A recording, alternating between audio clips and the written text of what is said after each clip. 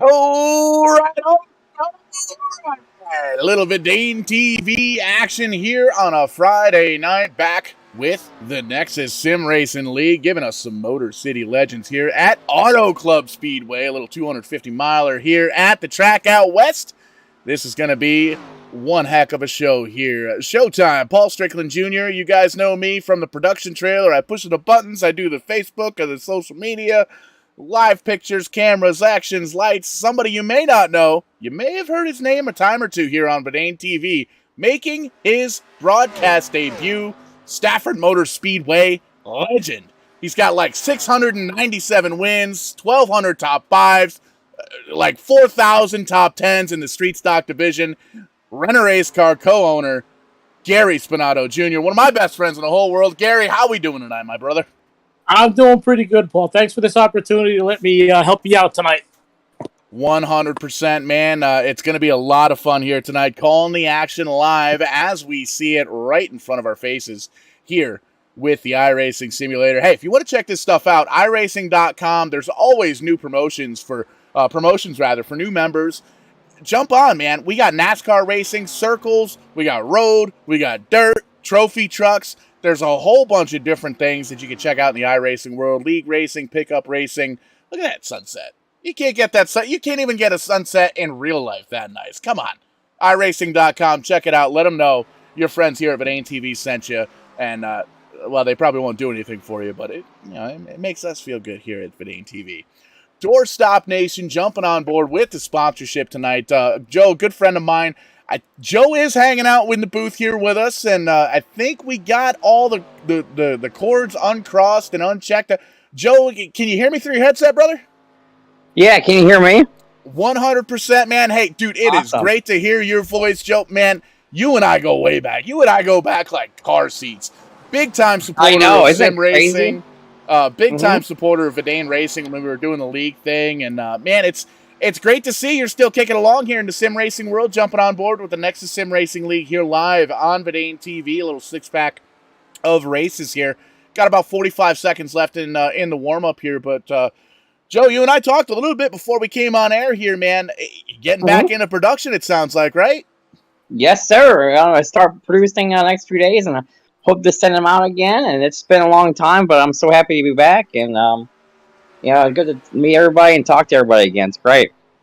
Absolutely, and there's nothing like rekindling a fire, especially with friendships and racing and all sorts of stuff.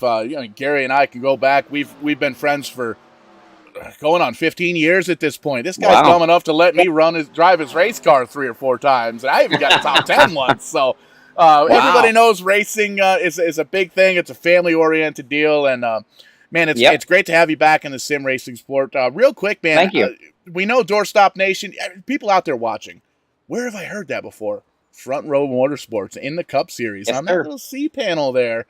Tell us real quick, man. What's the deal with Doorstop Nation? How did it get started, and what are you guys doing right now? Oh, I got started back in like in 04. It's kind of like a blog of mine back then. Okay, then I got bigger and bigger, and the next thing you know, I started doing a lot of stuff on YouTube, like a lot of different prank phone calls, and that caught more attention. And then I always wanted to be in racing. And I got to talk to the people with Front Row Motorsports and got involved with them I was with them for years. And then we actually finished, I was on the car that finished 3rd in Daytona 500 in 2011.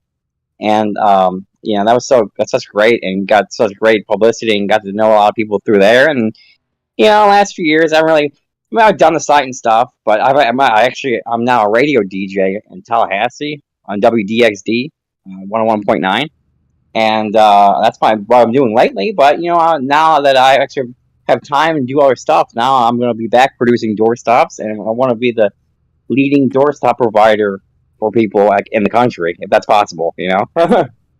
And that's what it's all about, man. And Yep. it's great to have you back in the sim racing community, Thank you. man. Great to have you back under the Vidane banner, and you and I are Thank gonna you. have to talk after the show here for sure.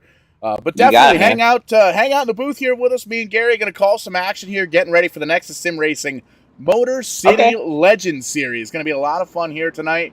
Rob Collier up there with Zip Tie Motorsports, a 41.605 blistering lap here, 0.2 quicker than the fella on the outside. Edward Foster in a 53. He's going to start P2.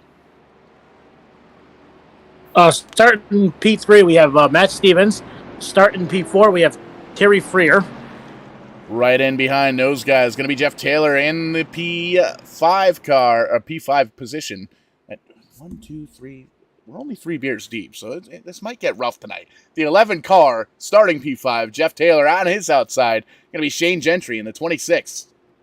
Starting 7th, and number 27, we have Shane Calhoun. Starting 8th, and the number 9, we have Steven Downtown.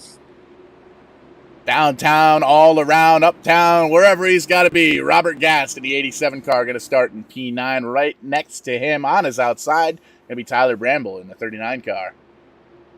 Starting 11th, we have Tex Linder in the number 49. Outside of him, we have the number number 48 of Derek Miller. And rounding out the field, D.L. Lemon, Nicholas Pressey in the 94 car, Justin Poole in the 24, rounding out the field. Pace car's going to dip on down to the safety of pit road, get himself a corn dog and a Coke. We're going to see a little green flag action. Green flag flies here at Auto Club Speedway. The O2 gets just a little bit of a jump, heading on down to that bottom side, but he's got that 53 car of Foster to deal with, making it work there in that middle groove.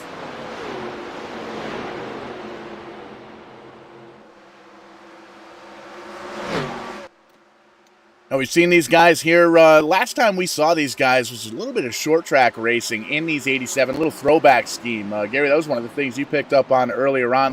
This is the older style body, the square body, the G body type cars from the late 80s, maybe into the early 90s, where we ran Chevy Monte Carlos and whatever the Fords are, and the Buick LeSabres, and very cool body style. Love the body style. It's kind of what you see the street stocks at a lot of the short tracks here now, and we haven't really seen these guys on big tracks yet.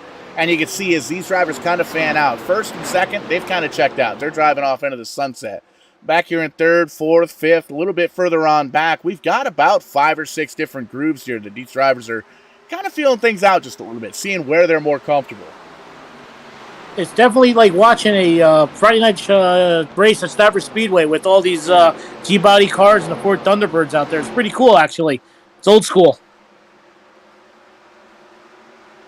And there's nothing more entertaining than the old school, and you can see a little side-by-side. How about that 11 throwback paint scheme? The little Budweiser, Darrell Waltrip throwback. Always cool to see people with the different ties to racing and different throwback schemes, especially with these 87 cars here in the iRacing. Oh, we got a little situation back here. The 94 car pointed in the wrong direction, and I believe the green flag is going to stay out. Nick Pressey struggling, though, in that 94 car. Looks like he's going to gather it back up, grab a gear, keep on going. No damage on the 94 car, but still up front, going to be the O2 of Collier. He's going to check out just a little bit, 3/4 of a second.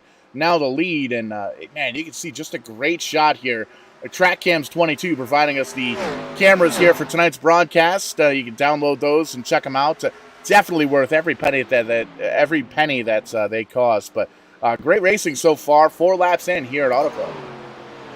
So, as people may not know, the 94 car holds a spot dear and near to me and Strickland's heart. That's Strickland's number, and that's the number we run on a weekly basis at Stafford Speedway.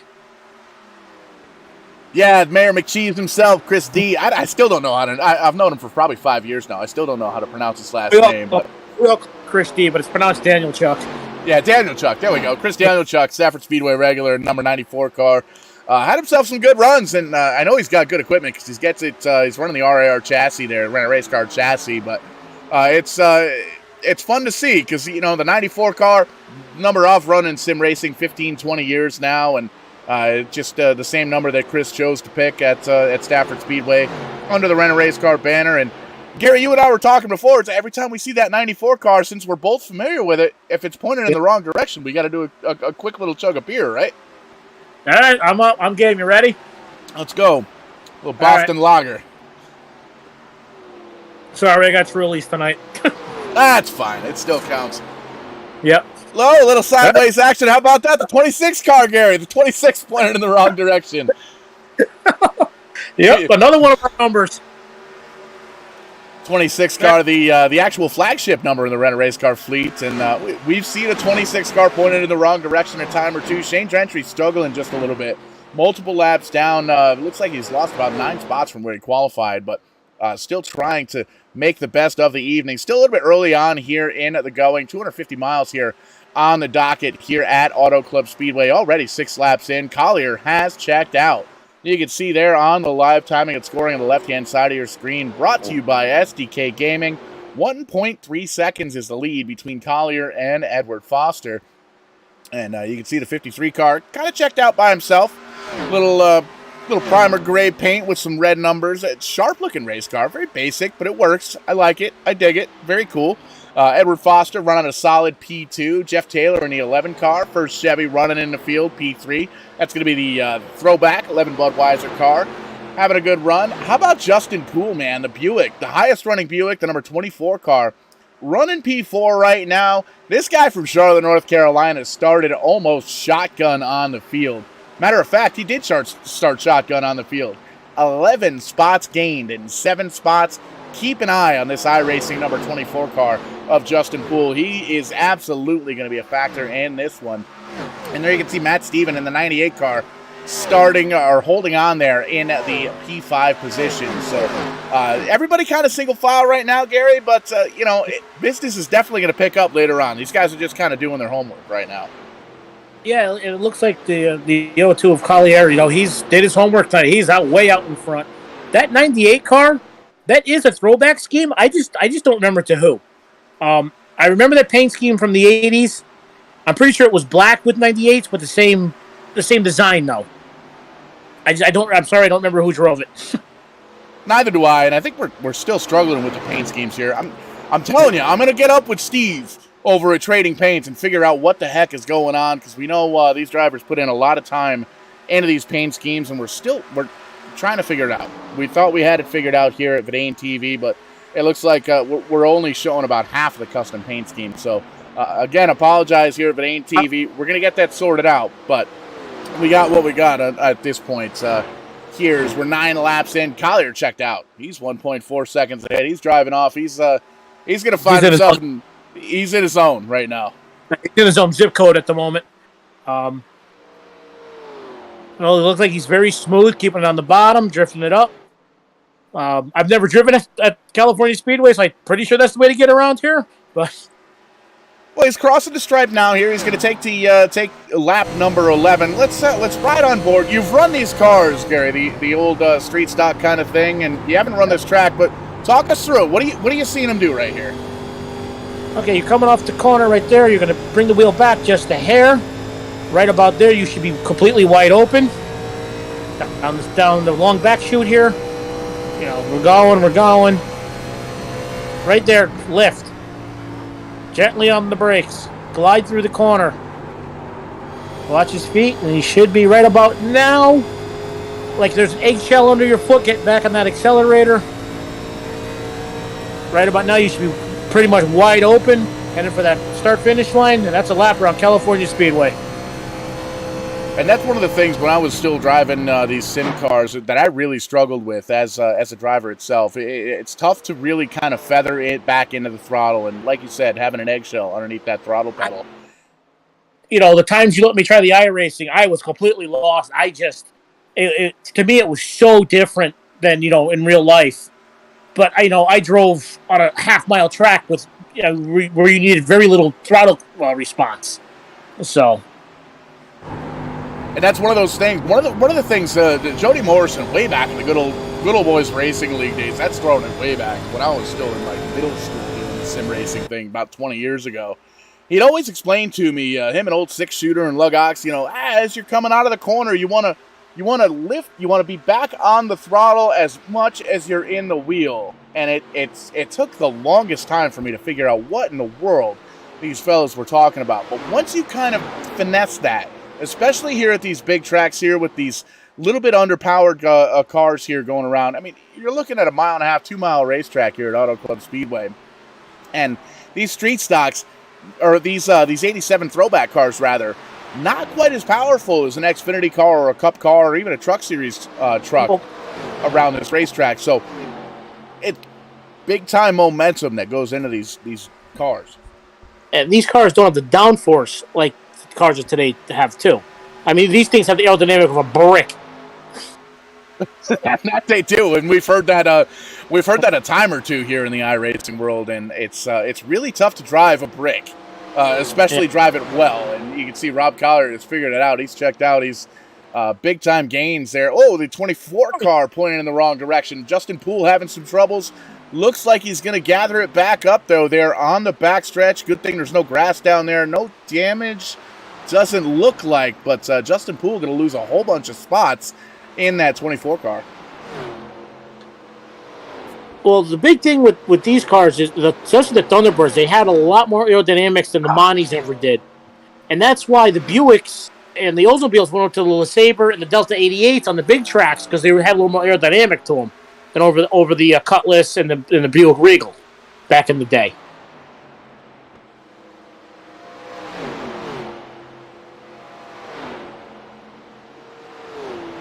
You see the 24 car still a little bit set. Almost took out the cone. That's the same spot last lap, maybe 2 laps ago. 24 car still struggling with the back end of that race car. Trying to get some grip into that. Hoping for a caution here. Hoping for even a green flag pit stop at this point to try and come down, maybe make some changes, get some tires underneath that thing. But there you can see our leader, Collier. He's checked out, man. 1.6 seconds the distance between he and second place Edward Foster. Foster in the 58 car running in P2, having a great solid run, and it's 4.8 seconds all the way on back to that 11 Bud car back in P3. Matt Steven and Tyler Bramble going to round out the top 5 currently. Good clean racing here, a little bit of a battle here for the 4th, 5th, and 6th position. You can see that 39 car, Bramble down on the bottom side, trying to make a little magic happen, but he's going to tuck back in, try and figure out the draft in a 98 and the 46 car, and this is what's really cool about these 87 cars here on the bigger tracks. There's so many different grooves that you can pick here in on the racetrack. You can see a little high, a little low, kind of up in the middle, maybe sliding through. This guy's 46 going to go all the way down on the apron. Not out of bounds here at Auto Club. That's only a super speedway deal. But you're going to go all the way down, try and use that apron to maybe get that car to turn a little bit and see if you can make it happen. Well, now with 16 laps on these tires, we're going to start seeing the cars that are handling. They are really going to start driving away at the moment. As you can see, some of the cars are getting squirrely off the corners. We have a nice battle going here with the 46, 39, and 98. As you 39 is down on the bottom, trying to make the bottom groove work. 98 up top. Let's see what happens. And you can see still side by side, door to door, and that's tough to call because you got one guy all the way down on the bottom of the track, another guy all the way up on the top side. They cross this stripe. The 39 car is still going to try and move forward, try and close in on that 98 car, but you can see really making that top side work. And with iRacing, a little bit different with the 87 cars. All 3 87 cars, the Buick, the Chevy, the Mustang, identical. Just different brands, different logos, maybe different shapes. They all kind of handle the same. And these guys here with the NEXUS Sim Racing, the Motor City Legends, they're open setup. And that allows you to get in there and change the shocks and the tire pressures and all the other stuff that you set up in a race car. I only drive them, and I'm really good at talking, but what goes into setting up one of these race cars, Gary? What is there? 46 car up on the wall. Looks like he gathers it back up, but what goes into these style of race cars as far as the setup goes? I know you haven't really done too much with the iRacing, but you've been you've been handling these cars for a very long time in the at the Stafford Speedway side of things. it comes down to driver preference. How do you like your car? Do you want it soft spring, big bar? Do you want heavy springs, less bar? Do you want the car to be a little looser coming off the corner? Do you want the car to be a little tighter? It's all kinds of different setups. Especially with the rental cars, we have to tailor the car to what somebody likes. For the most part, like I said, these cars are the aerodynamic of a brick. They're heavy. They're not that powerful. So you need a very good setup to make these cars go around the corner. All right. For the most part, I always liked a little heavier sprung car. It seems to be able to go a little better on the outside than on the bottom. When you have the lighter sprung car, it tends to, on the bottom, it tends to suck down to the bottom of the track a little better, though. Like I said, it's driver preference. It's whatever you like, to be honest with you. And a lot of times we talk to the guys that work on the iRacing setups, and that's exactly what they're doing. They want that comfort feel. They want to be able to control the car, control how they feel, especially on these big racetracks where there's lots of bumps, especially at Auto Club Speedway. Looks like the 94 car, Nicholas Pressey, going to pull down pit road. Jane Gentry in the 26 down there as well. Justin Poole still back out on track, but multiple laps down, it looks like. Still 12 cars here on the lead lap of the 15 starters. 125 laps here on the docket as we work lap number 20 with the NEXUS Sim Racing Motor City Legends League. Little doorstop nation action on the... Woo-hoo-hoo! Holds on to it, but definitely a little loosey-goosey action there for the 46 car of Freer. Hey, he's going to make it work. Look at that. Look at that. Might have been the old nitrous oxide bottle that he pushed the button on, got him a little bit loose, and gave him just a couple of feet there. Gets all the way up to the outside safer barrier coming out of turn number 4. Doesn't quite kiss the wall, but definitely lets it know that he's there. That 46 car moving out and up towards the front. Has a really good car. Holding off the 98 car of Steven, but man, these guys are racing for 4th position. They're 10.3 seconds on back from the leader, and we're hearing from Kyle Hendricks a little kind of in communication with the broadcast trailer. Didn't quite make the field here tonight. Having some earlier commitments. Work, I think, is one of the big things here. I gotta make sure those bills are paid for sure. But let us know that Rob Collier, one of the mans here, one of the guys, he is the setup guy here in the Motor City Legends. Built a really good setup underneath that 02 car. So I don't know, Gary. Maybe we give Rob a call. Maybe he can set up some of the Renner race car cars for us. We can give him a try. I mean, we'll see what happens. I would go with him. He's absolutely on a rail right now. You can see getting by the 24 car there of Justin Poole. Put him another lap down. 3 laps now down for Justin Poole. First car, multiple laps down at that point. You can see 3 laps down for the 24, 3 laps down for the 26, and the 94 car of Pressey has parked it. He's all done for the evening. He's watching us here live on Verdane TV, as is everybody else. Thank you guys so much for tuning in here to Verdane TV, live all over the place. Verdane TV, Run a Race Car on Facebook. We are live on the YouTube page for Verdane TV. We're live over on my Twitch, Strictly94. Give us a like, a subscribe, a share, a follow, all that good stuff. We're going to try and be live and interactive all evening long here. Give us a shout out. Let us know who you're pulling for, and let us know who you think is going to win. Foster trying to close on up to the lead. He's down to about a half a second. That 53 car coming in a hurry. He is coming. I sort of forgot about him. He's gotten it down to under a half a second.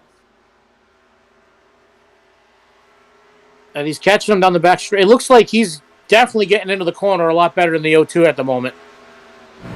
And you can see that might have a little bit something to do with the lap car up in front. We do a little onboard racing here with Edford Foster in the 53. You can see all over the back bumper of the 02 car.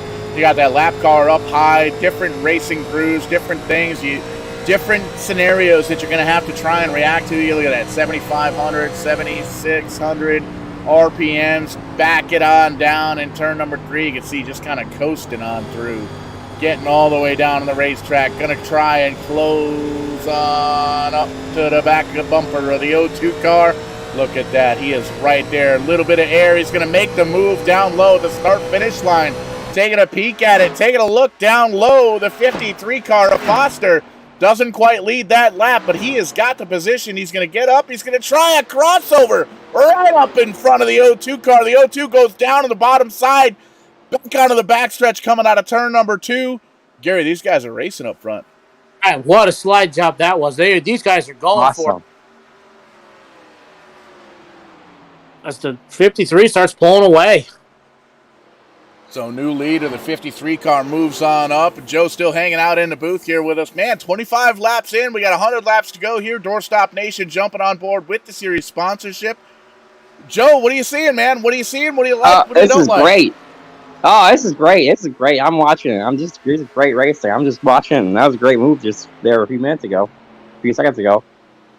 Good stuff here. And we got a couple of minutes here. We got some green flag racing going on here at Auto Club Speedway. And I know you and I talked just a little bit in the pre-race and before the show. Mm-hmm. Doorstop Nation jumping back into production, man. That's cool message to get. How? What can we talk about here on air with Doorstop Nation? Oh, I'm hoping to get them made sometime soon, and we're going to back out and send it back out to people just like I did many years ago. And I sent so many out, hundreds, to different people, all actually around the world, and hope to do the same again. So, and you know what? And anybody that's in this race here tonight, or anybody want to contact me, I'll send it to you guys. A doorstop that I'll make, and I'll send anybody watching right now, just send me an email on my site or DM wherever I'm at, and I'll be happy to send you one. 100%. Let them know Verdane TV here in the Nexus Sim Racing sent you. But man, oh man, we got ourselves a first caution here on lap number 27. The 26 car pointed in the wrong direction, and he's already down on pit road. So we're going to take a quick peek here at the U-House Racing Design instant replay and find out what the heck it was that brought us out under caution here. You can see the profile picture there for the 26 car. Looks like he runs is that an enduro car maybe? He knows a thing or two about broken race cars, but man, oh man, let's take a look here at the it almost looks like my personal car, like my Malibu that I drive on the street. But in any sense, taking a peek, Shane Gentry here, Bremerton native here, gets up in the outside safer barrier, tries to hold on to it, but man, just unable to hold on to the front of the race car, hits the apron, hits the grass, comes back up, backs into the outside safer barrier. Oh no! Zeus Marimba. That car's done. That 26 car's done. The 24 car may very well be done as well. That was a hard hit. You know what happens here at Verdane TV when we see a hard hit like that? We got to back it up. We'll back it up.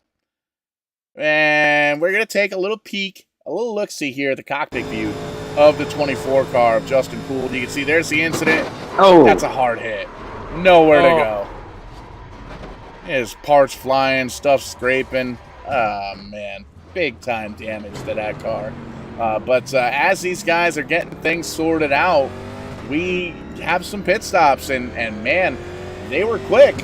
And we'll tell you right now, the leader coming down pit road, not the leader as he comes out. Rob Collier going to come out in P2. Matt Steven in the 98 car moves up 2 spots.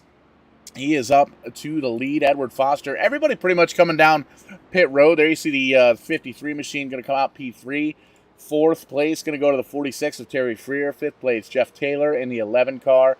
Tyler Bramber, DL Lemon, Robert Gast, Tex Linder, Stephen Doughton, Derek Miller, Shane Calhoun going to round out the 12 drivers on the lead lap. We saw the 24 car involved in that incident. Looks like he may very well try and get the free pass car as his first car multiple laps down up towards the front of the pack. Shane Gentry still in it in the 26 car. Looks like he may have used a quick repair, and the 94 car, Nicholas Bressy, just kind of hanging out down in the garage area, working to check out the old Verdane TV broadcast here in the booth. And want to thank everybody again for tuning in here tonight live on Verdane TV. Nexus Sim Racing bringing us some Motor City legends. These guys put on a heck of a show every single time they are on the air here with us with Verdane TV. We're live on Twitch, Strictly94. Make sure you give me a follow. I do a lot of Grand Theft Auto. Shout out to the True Fiction guys. I know there's an opening at a bar, something. TrueFictionRP.com. If you've got Grand Theft Auto 5 installed on your computer through Steam, check out the website, man. Do some role-playing stuff. It's a lot of fun. Shout out to those guys. I know they're watching. Shout out to Rent a Race Car. We're live on the Rent a Race Car Facebook page. We're live on the Vidane TV Facebook page. We're live on the Vidane TV YouTube page. All over the place here tonight. Showtime, Paul Strickland Jr. up here in the production trailer. Rent a Race Car co-owner Gary Spinato Jr.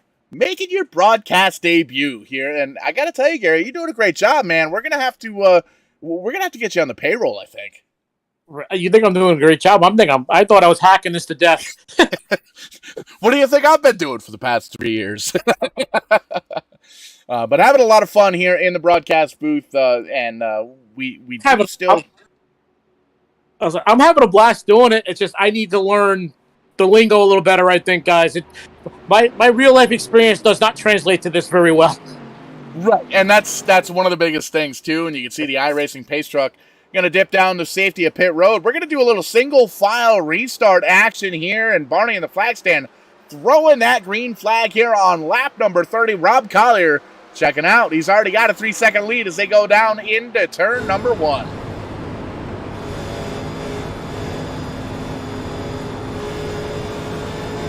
Little onboard action with the 53 of Edward Foster. You can hear him really babying that throttle. Eggshells underneath the throttle on this. And you can see the 53 really holding on to Collier's back bumper at this point, at least holding on to his draft. About 3/4 tenths of a second. A 46 car of Freer. Look at that line. He is high, wide, and handsome in that 46 Buick. Making a little magic happen. The 11 right in behind him, a Taylor. He's going to sniff up onto that high side. Try and get a little back bumper action on that 46 car. Maybe if he can catch a little bit of a draft there. You see, I believe the 94 car right in. Nope, just kidding. That's going to be a different car in behind him. Going to be the 39 car. Same colors as that 94 car, but the 39 right up in there in that top 5 spot. And he's got a really good spot to a really good seat, rather, to view the podium finishers. We're going to talk to the top 3 guys here in the post-race, but he's going to be the guy to keep an eye on because he's kind of got a seat to see that. The 11 car going to make a move way down on the bottom side of the racetrack to get around that 46 car of Freer. Move that 11 car back up into P3. That was a nice pass right there, guys.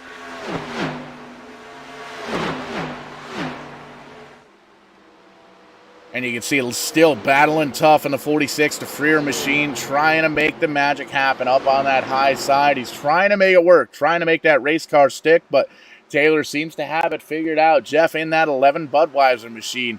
He's definitely got it figured out. He's up 2 spots from where he qualified. He's up in that P3 spot, and you can see he has got his crosshairs set on the back bumper of that 53 car, and Foster, he is all over the back bumper now of our leader. That's about the closest we've seen anyone to the back bumper of Collier.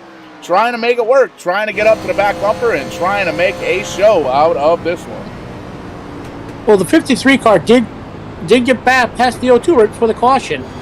So, it took him 10 laps to get to his bumper, but this time it looks like it'll be a lot faster. I think the 53 car is a lot better in the long run. The 02 seems to fade a little bit at the end.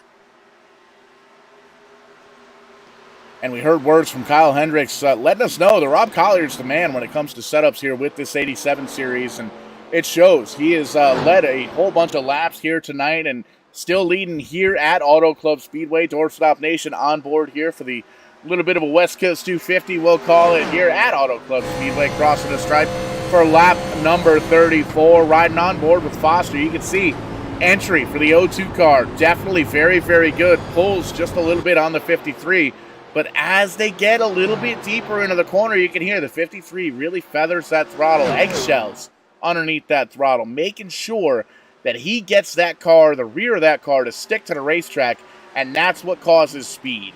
And as these tires get a little bit worn, and as we get a little bit further into these runs, and everything starts to kind of wear just a little bit, that becomes more and more difficult for these drivers to do. But this NEXUS Sim Racing group, man, with these Motor City legends, especially here on the big tracks, putting on a heck of a show. These drivers have a lot of talent in behind them.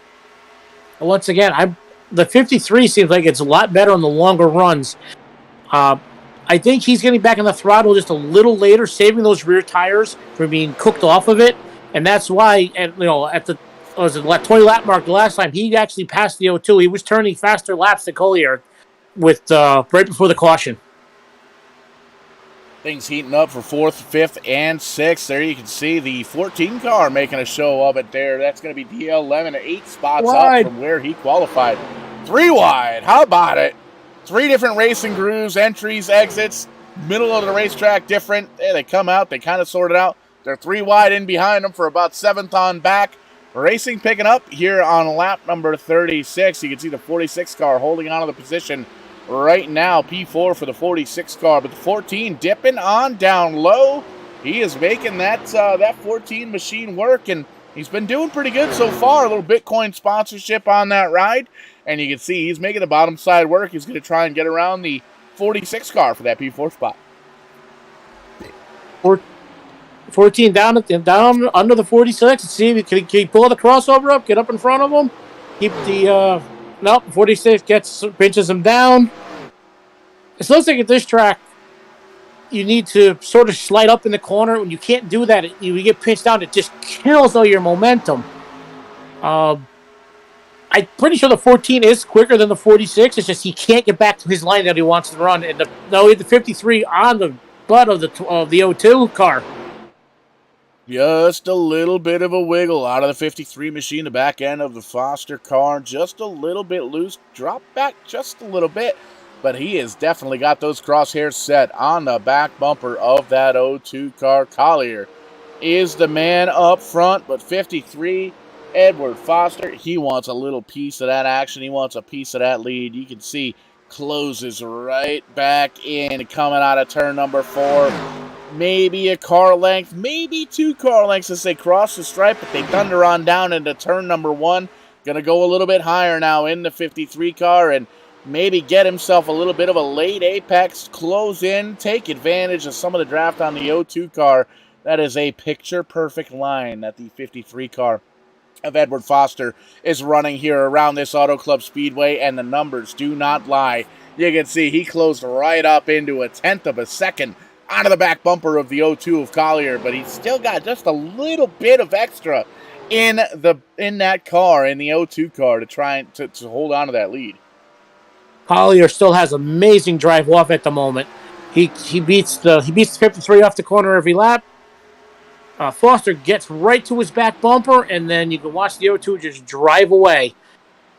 Like I said earlier in the race, this was going on, and eventually the 53 was able to get by the O2 on the outside. Let's see if he can do it again. And you can see doing everything in his power in that 53 car to try and close up into the back bumper of the O2. Catching him one thing, passing him something else, and that's something you hear at every racetrack all around the globe. Not the country, not the continent, all over the globe. And there you can see great onboard shot, little gyro cam action on board the Foster machine, the 53. Trying to close up the back bumper, trying to get himself up to the lead.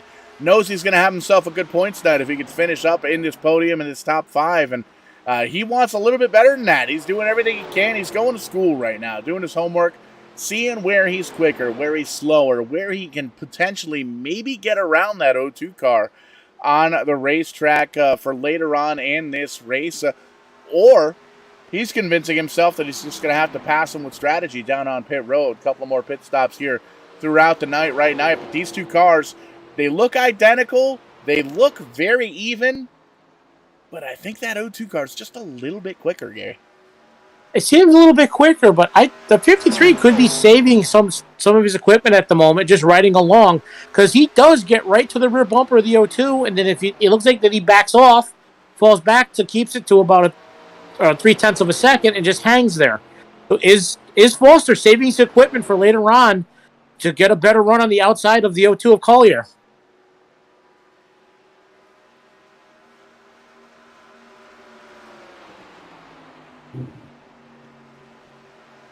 The 53 drives it in deep that time. Let's see, does he make up the time?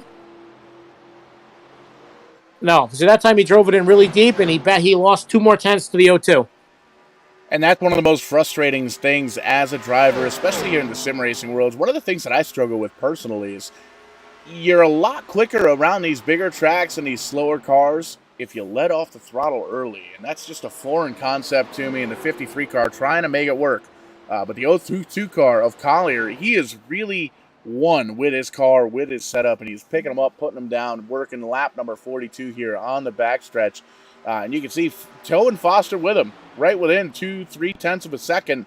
But the 53 car trying different things, trying to get in to the corners just a little bit heavy, and sometimes that doesn't quite work. A lot of times you'll get drifted up into the outside safety barrier, or potentially it could jack up the exit to the corner, and it's one of those things that's really frustrating where you're trying to do everything you can to get out. You can almost reach out that windshield and touch the back bumper of the leader, and you're closing in, you're trying to get that lead, you're trying to get around them. You know, if you could just get the clean air on the front of that race car, you could really make some magic happen, especially in that 53 car of Edward Foster. But getting to him is one thing, getting around him is another thing entirely, and you can see Foster doing everything he can to try different lines, try the high side, try the low side, try that middle groove. There you can see, drifting up just a little bit, getting a little clean air on the front of the nose of the car. He's going to try and come down, maybe get a little bit of the draft action.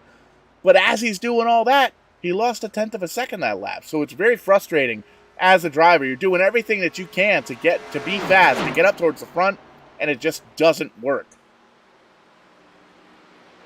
Well, like I said, the 53, you know, he is trying all kinds of other lines, losing tenths, gaining tenths. The 02 is running the same line every lap after lap, hitting his marks. I think the 53 and the 02, when they run the same line, are the exact same speed. So the 53 is trying, everything under the sun to try to get by him. But see, when you drift up like that, you kill all your momentum, and you're cooking your tires. You gotta nice and easy go. I know it's another cliche, but sometimes you have to slow down to go faster.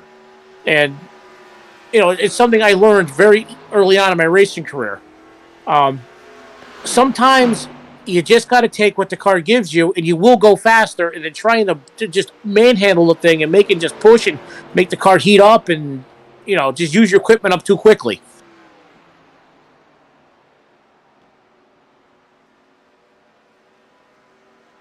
Once again, the gap's 3 tenths, 4 tenths. He gets it. He got it down to 1 tenth, and then it falls back to 3 tenths. Like I said, the 02 Collier, he is just on a rail right now. And these two cars are actually driving away from the field. The next car is, almost 6.5 seconds behind the Taylor. And 8 seconds behind a Bramble. Yeah, you can see the 11 car, Jeff Taylor, all by himself. All by himself. In that P3 position. Taylor holding on to it. He's got about 2 seconds on back to Tyler Bramble in the 39 car, and the 46 of Frio right in behind him, holding on to that top 5 right now. You can see the Lapeer, Michigan native. You never trust a guy that wears aviators. That's one of the things. Maybe it was girls. Maybe you don't trust a girl that wears aviators. I don't know. I wear them all the time. I wear aviators all the time. So don't trust this guy for sure. Back a little bit further on back, you can see still trying to join the fight, the 48 car. Miller, haven't mentioned his name all night long. Derek Miller gained 6 spots so far from where he qualified. Currently tied with the best mover between he and Tyler Bramble in the 39 car. Both have gained 6 spots from where they qualified. A little bit further on back, going to be Tex Lindner in that 49 Chevy. He's going to be from Warburton, Australia. How about that? It's like 2 o'clock in the morning over there, I think, over in Australia. But still hanging tough, man. Top 10, running P7. Robert Gast in the 87 car, running in the P8 position. Stephen Doughton in the 9 car, holding on to the 9th position. How about that? The 24 car in behind him. He's Justin Poole. He's a couple of laps down. A little bit earlier incident here. But Shane Calhoun in the 97 car. You can see in that nitro machine, holding on to it. 98 car of Matt Steven going to be the last car on the lead lap. DL Lemon, Justin Poole, Shane Gentry, and Nicholas Presley still trying to make a little magic happen. Gentry and Presley down in the garage, but Poole and Lemon still out on the racetrack. And again, still struggling with the paint schemes here. We're having these issues here with the Trading Paints app. I don't understand what it could be, because we've had a couple of broadcasts here over the past couple of weeks here at ANTV. Everything has been hunky-dory, but unfortunately it looks like we're missing half of the custom paint schemes. And I know how frustrating that is as a driver, because I've been there. You know, you put in a lot of time and effort, and a lot of these drivers have some sponsorships that they may jump on board and have some custom sponsorships, custom paint schemes here on the old 87 cars here. And it's frustrating when it doesn't show up in a broadcast race like this here on Verdane TV. So I do apologize for that. We're gonna get it figured out. I'll call Steve tomorrow. We'll figure this out. Steve and I go way back. Steve Levender from Trading Paints, one of the not even one of the founder of Verdane Racing way back in 2006 when this thing started off as a racing league for a high school project. Yeah, that's stepping in the way back. But how about this battle for the lead? Collier holding on to it, still about 3-4 tenths of a second over Foster in that 53 car, and you can see Foster's doing everything he can. He knows he's got 75 laps left in this one to try and get to the back bumper of Collier, to try and get around him, and he's trying everything he can to get that middle to high line groove work, but it just seems like Collier's got it down on the bottom. Yeah, the 53, he's trying everything. He's throwing the kitchen sink at Collier right now. Up high, down low, anything, just to get a little extra tenth here, extra tenth there. He gets so close, and then Collier just drives away. I think the 53 at this point should just foul the 02 for a couple laps, cool those tires down, just do a quick reset, and then go back at it.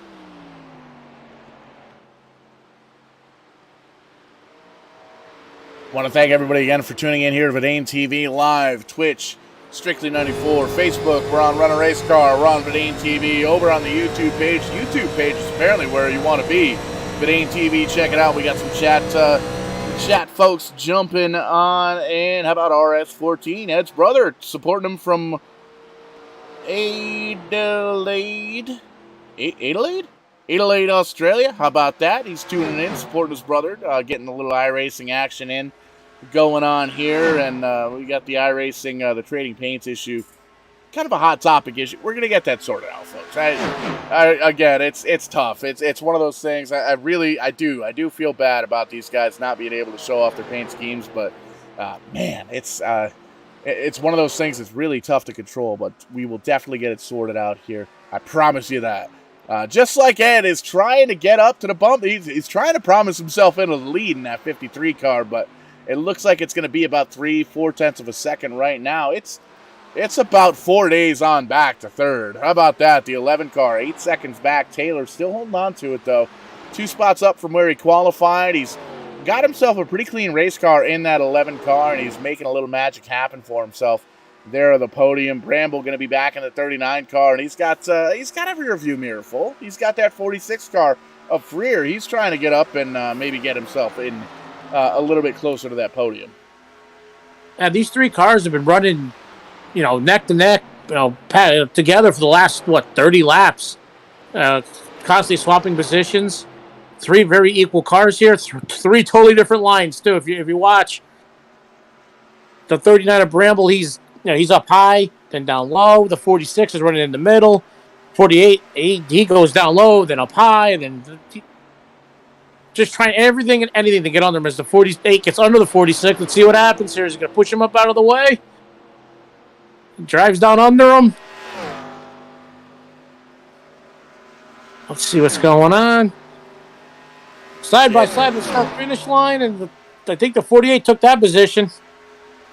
Going to hold on to it for sure. He's going to see the 46 going to try and make it happen. A little high, wide, and handsome action for Freer in the 46 car. These guys know about halfway through this one, and they're going to hold on to it. They're going to do a little dogfight action. Hey, they may very well be watching this race from inside their phone or inside their race car on their phones on the YouTube app. You can do that, by the way. If you've got the YouTube app on your smartphone, on your smart TV, do a quick search for Verdane TV. You can watch us wherever the heck you want. Pretty cool little piece of technology. And that might be why these guys are racing so hard. They know the attention's on them.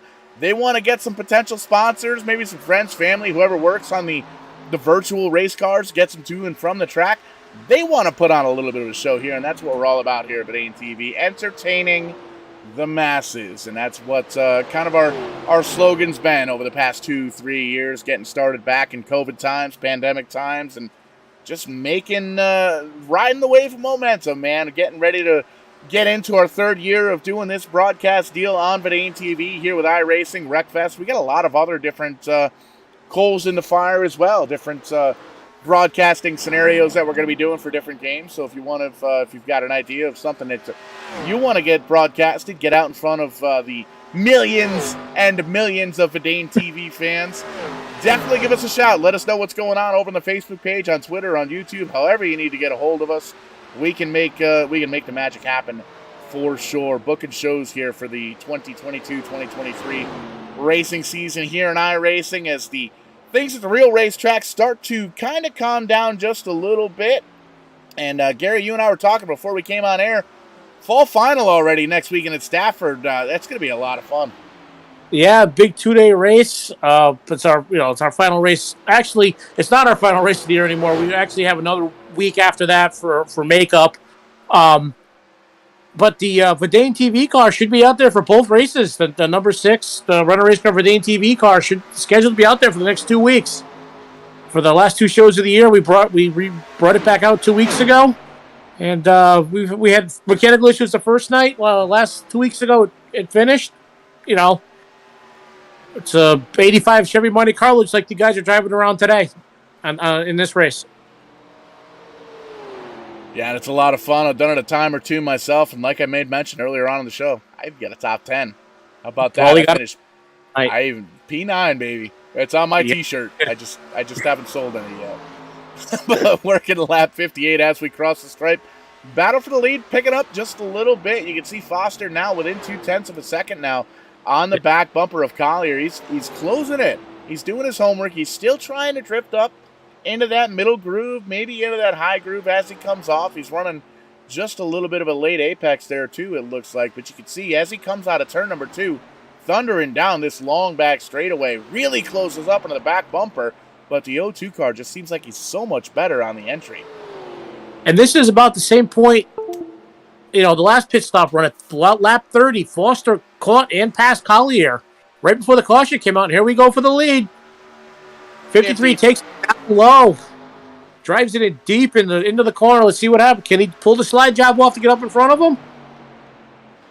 He does. And you made mention, Gary, you might see a couple of sandbags in the trunk of the 53 car. He's been running that high side all night long. That's the first time we've seen him down on that bottom side of the racetrack. Came around the leader like he was standing still, but you can see the O2 car trying to do a little crossover action. Crossover, as Dale Jr. likes to say up in the booth. The O2 car down low, stuck to that white line down on the apron, side by side as they come out of turn number 4. Drag race to the start-finish line. It looks like it's going to be Collier by a nose at the line. Man, oh man, but definitely a little side-by-side action, door-to-door here as they thunder on down into turn number 1. Collier is the O2 is sort of messing up Foster's groove right now. He wants to be down just a hair lower. And if you notice, the O2 is coming up and sort of forcing him up to the higher groove.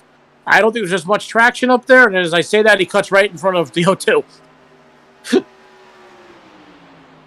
Foster, let's see what happens now, because this is about the same point earlier. Then Foster started driving away, and then the caution came out. And they went back in for fresh tires, and the O2 was faster again. So let's see what happens here. It looks like he's going to start pulling away at this point.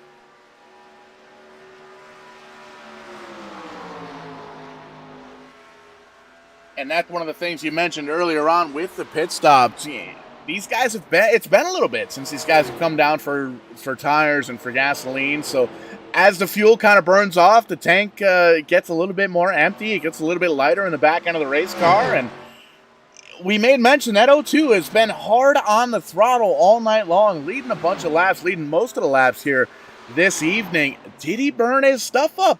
Is he out of tires at this point? And was Edward Foster holding on to just enough to get himself the lead? But you can see the O2 car not done, not laying over by any stretch of the imagination. Still down on the bottom side of the racetrack, trying to make a little magic happen here for him. But what do the tires look like on the O2 car at this point? Well, it looks like the 53 started a little on the tighter side and has loosened up.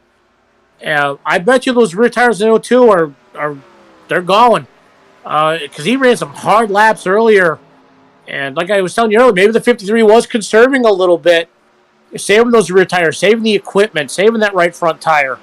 And we're getting into the Isn't- nitty gritty here at this point. You can see the 53 car pulling away just a little bit from Collier now. About a second. Nope, just kidding. The 02 car going to come down pit road. We saw a couple of cars come down pit road here under green flag. The 97 car, Shane Calhoun, is down last lap. It looks like he's actually still down on pit road. There's some damage on that 97 car. He's going to get taken care of. But Rob Collier, how about that? Giving up second position to come down pit road under green flag position. Tradition. Well, Foster better pit in the next lap or two, because when Collier comes out in those fresh tires, he is going to be a couple seconds faster than him. 100%. The 02 car down on pit road. The 24 car of Justin Poole pointed in the wrong direction down on pit road as well, but it looks like he's going to gather it back up, and we'll take a peek here now at the 53. He is, in fact, going to come down. He knows that as soon as that 02 car gets fresher tires, he's going to be much, much quicker, getting it way down to speed there. The 53 car going to come down and get some tires. Yeah, Foster had no choice. If he stayed out there, he would have lost 2 to 3 seconds every lap that Collier was out there on the fresher tires. Jeff Taylor comes down in the 11 car. Derek Miller in the 48 car as well. Going to get some tires. The 98 of Matt Steven down on pit road as well. So this is going to shake things up. It's not very often we see green flag pit stops here on Verdane TV, but how about it? We're seeing them here at the Auto Club Speedway here with the NEXUS Sim Racing Motor City Legends Series. And you can see now everybody, almost everybody, Terry Freer and Tyler Bramber staying out on track right now, but Foster's down. Taylor, Gast, Miller, Steven, and Poole all down pit road. You can see 8 cars currently on the lead lap, trying to make a little magic happen for themselves. Freer going to come down now, as is the 39 car, Tyler Bramble, right in behind him. They're going to come down pit road as well. It looks like the 53, as he comes off pit road there, is going to cycle around the leader, but how about that? The 02 car appears to be coming in a hurry. I believe that's the 02 car out on the high side. These guys are pretty much going to end up about how they came down at pit road there. You can see as soon as we cross the stripe, we'll get the SDK Gaming live timing and scoring there updated on your screen, but it looks like the 53 is going to hold on to the lead. The 02 is going to be right in behind him. The 02 is so the 02 Collier, he's getting back to the rear bumper of the 53. Let's see what happens, because for the most of the race, the 02's been leading, the 53's been chasing, and until the end of the runs. Now with the 02 chasing, let's see how this pans out. Let's see if Collier can get to the 53 of Foster's bumper, get past them, and pull away like he did earlier. Definitely going to be an interesting storyline in this one, because we know that 02 is quick at the beginning of a run, and you can see at this point, very different scenario. We see that 02 car currently P2 behind that 53 by about a half a second, almost exactly half a second, as they come up on a little bit of lap traffic here as these drivers coming off of pit road here, cycling through some green flag pit stops. And it's one of those things, Gary. These guys are almost in a 1 versus 1 race at this point. It's half a second separating the leader of Foster in the 53 car, Collier back into the 02 machine. 17 and a half seconds on back to third place driver. That's going to be the 48 car. He's up 9 spots from where he qualified, having a good run so far. But Derek Miller, almost 18 seconds back. Yeah, he's back in Nebraska somewhere. Yeah, we're racing in California, the 48 car, with the rest of the field. They're in Nebraska. Yeah, they're in Nebraska somewhere. Yeah, this is definitely a 2-car race unless something unless something happens terribly with a lap car or something, mechanical failure. But for the most part, Foster and Collier have the field covered tonight. And the last time we saw these NEXUS Sim Racing Motor City Legends here on Verdane TV was a couple of weeks back at Darlington. Lots of caution flags, lots of cautions throughout the race. I think we set a record. here at Verdane TV. We'll have to check the books, but lots of caution flags. Not the case here tonight. Very good, clean racing here around this 2-mile raceway with these 87 cars, with these throwback paint schemes, and with these throwback cars themselves. And been a phenomenal race all throughout the evening so far here, taking a peek here throughout the top 10. You can see Stephen Downton holding on to the 9 car. He's in that 8th position, right where he qualified. Matt Stephen in the 98 car. Back there in P9, rounding out the top 10, going to be DL Lemon in that 14 machine, little Bitcoin action. And Shane Calhoun going to be the last driver on the lead lap. Oh, there you see the 9 car of Downton. Just talked to him. Got sparks flying from out underneath that left front quarter panel. Looks like he hit that inside safer barrier in a big way. We stayed clean and green, it looks like, but big time damage here to the 9 car. Yeah, the 9 looked like he got a little loose there coming off the corner, and he put that car right in the safer barrier. Up front, it looks like Collier still 3/10 behind Foster. Oh, now he gets under him. Sorry, I was going by the scoring and timing. Let's see now. Like, Collier has not had to pass anybody, all night. He's pretty much running out front. Now let's see if he has what it takes to get the dive under the 53 and drive by him.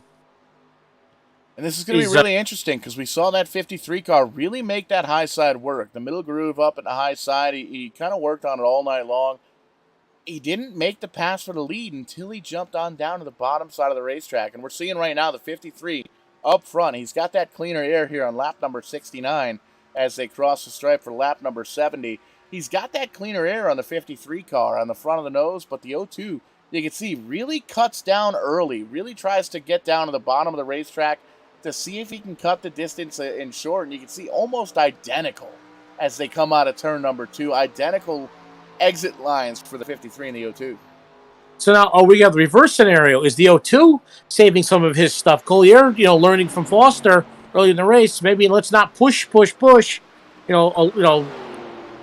some blazing laps. Let's follow for a little while.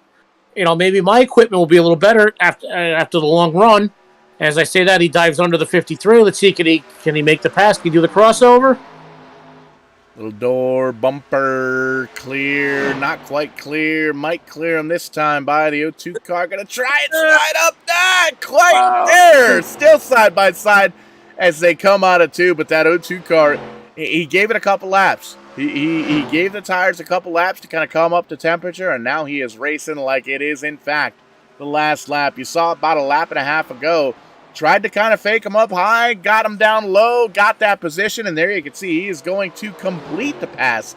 The 02 car of Collier back up to the point, the 53 car right in his tire tracks. Phenomenal onboard shot there of Foster in the 53. You can see hard on the throttle as they cross the stripe, not giving up any kind of information, any kind of inch at this point. Wants to make sure that he keeps studying the 02 car to see where he's quicker, see where he's slower, where he can get around him. Maybe he can't get around him. Maybe he's got to do it on pit road. But the 53 car, this is the time to go to work. This is the time to do your homework and make sure you've got all the studying done before the end of this one. I think the 53 car is going to come down to they better have a long green flag lap, about 30 laps in, because that seems like the only chance he has of 2 runs here against Collier. 53 is a lot better on the long runs. Collier seems to give it up a little bit. And now, did Collier use a little more trying to get around the 53 here? And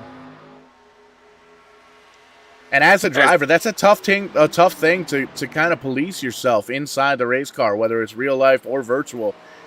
Sometimes when you're in the heat of the moment, you're in the heat of the battle, you don't quite know just how hard you're pushing your equipment, how hard you're pushing the car, the RPMs, the tires, the fuel, all the different things that go into this racing thing here. You can see the 53 car going to dive on down low. He's going to slam it down into the corner, try and get to the bottom of the racetrack, door to door as they come out of turn number 4, drag racing back to the start-finish line. The 53 going to tuck it back into the tire tracks behind the 02 car of Collier. But he knows he's got a quick race car. He's trying different things, different jab combinations. Maybe if I fake him up high, shoot down low. Maybe if I shoot him down low and fake it up high. Whatever he's got to do. This is where you're going to see different things come into factor. What works, what doesn't work. That's what goes into the notebook here for the final 10, 15, 20 laps of this race. And at this point, it's a 2-man dance. Collier up front, Foster right in behind him. It's 22 seconds all the way back to Miller. Having a good solid run. 9 spots gained for Derek Miller in that 48 Lowe's machine, but he's 22 seconds on back from the leader. You can see he's got the 39 car. Little side-by-side almost battle here for the third place position. These guys are racing for the opportunity to talk to us in the post-race show. That's 100% what this is going on. Yeah. Let's go back up to front for a minute. If you notice, when the 53 went in, was trying to get on him, he went in really hard. I'm pretty sure that car bottomed out, which killed all his momentum. So that's why he drove it in really deep down low. He gave it a shot. So I think later on in the race it could help him, knowing that he can't get under him, because the O2 seems to fade. Collier seems to fade as the long runs go on. Saw it happen out of that long green flag stretch here, and as that stretch went on, it was harder and harder for that O2 car to hold on to that lead. And you can see Collier up front just got around him a couple laps ago here, but the 53 car is still there within 0.3 of a second. You can see, and that corner closed all the way up in a 0.2 of a second. The 53 car definitely very quick, and at this point I think this is exactly what Foster needed in that 53 car. He's just riding at this point. No stress from the back. Looking out the windshield, you can see he kind of checked that corner up. He backed up a little bit early on that corner. You can see just how much momentum it carries him throughout. As he gets back on, he's able to get back onto the throttle a little bit better. Yes, he drove into that corner a lot deeper. That time it tried to get back to the gas, but if you watch now, look, now the O2 just pulls away. But it upsets all your momentum when you dive it in like that. And now, you're using the car more and more and more and more. And these drivers going back and forth, they know it's a two-car tango up in the front. They've got a quite a bit of a window, almost an entire lap here at the Auto Club Speedway before they have to worry about the third-place driver. But that doesn't mean they're going to lay down. They do not want to give this race up. They do not want to finish second. They want to win this race here at Auto Club Speedway. They want to win the race for the NEXUS Sim Racing League. They want to win the race for the Motor City Legends. They want to win it because we're on Verdane TV. They want to win it because Doorstop Nation is on board here, and it's a crazy race here throughout this one for sure. And it's been great. It's been phenomenal. It's been very entertaining. And Joe from Doorstop Nation still hanging out here in the booth, man. What do you think? 78 laps in, big time race so far. Oh, that's great. I've been entertained. This is awesome. This is great. Good to see these guys going at it hard here tonight. And there you see it, 53 going to dive all the way down to the bottom side, give up, and looks like he may have waved at him with all of his fingers in the 53 car as he went up and kind of kissed that inside door. Gets around him for the lead. He's going to lead this as they cross the stripe here, coming into lap 79, and that's big. That's a big-time move for Foster, but it's also something interesting to go into the back burner for Collier. He's now got himself about 40, 45 laps or so to figure out what the 53 car is doing. I believe these guys are going to have to come down pit road at least one more time for fuel, for tires. But we made mention, 53, a little bit better on the long run. The O2 kind of fades back just a little bit. This race has a long green flag feel. We saw some green flag pit stops a little bit ago here on Verdane TV. This is interesting. This is getting ready to set up kind of a big picture racing here as we cross the stripe. Get ready to cross the stripe for lap 80. Now, the O2 being behind the 53. Now let's see what he learned, because once again, the O2's been out front most of the day. Is he trying to save a little up? Because usually this usually happens 10, 15 laps sooner. Later. The 53 we get by Collier, and it looks like the 53 is starting to drive off the corner better and starting to drive away at this point. Is Collier saving his equipment? I don't know, but is another thing that can come into play very soon is lap traffic, because they're going to start catching cars, because the 87 is 42 seconds behind, so he's you can see him up in the way up there. Is the lap cars going to start coming into factor very soon? Took the words right out of my mouth. A great onboard shot there, brought to you by TrackCams22.com. Puts in a lot of work to the iRacing cameras that we use here on Verdane TV. Lap traffic going to be a factor in this one, as long as we stay green. Working at lap 81, you can see as we kind of look at that left-hand side of the screen, those guys are battling for position. DL Lemon and the 14 car are going to come down pit road. Here's the battle for position up in front of our leaders. Going to be the 87 car holding on to it. Robert Gast in the 6th spot. Hard to think our 6th place car and our 7th place car, the 46 of Freer. Little side-by-side action. That's the leaders right in behind them, working lap 81. So these guys want to make sure that, A, they keep their position, B, they stay on the lead lap, and they're going to do everything that they possibly can to make sure they stay on that lead lap, especially with single-digit drivers being on the lead lap at this point. They know that they can have themselves a good finish as long as they don't let that leader pass them. Big slide for the 46, and that is no longer a slide. He's pointed in the wrong direction. Heavy contact. Zeus Marimba. That is going to bring out the caution flag. Hard to believe it, folks, but that's the 2nd caution flag of the night here on lap 82. That's going to close up a whole bunch of space, and it's going to give us one heck of a story to tell here.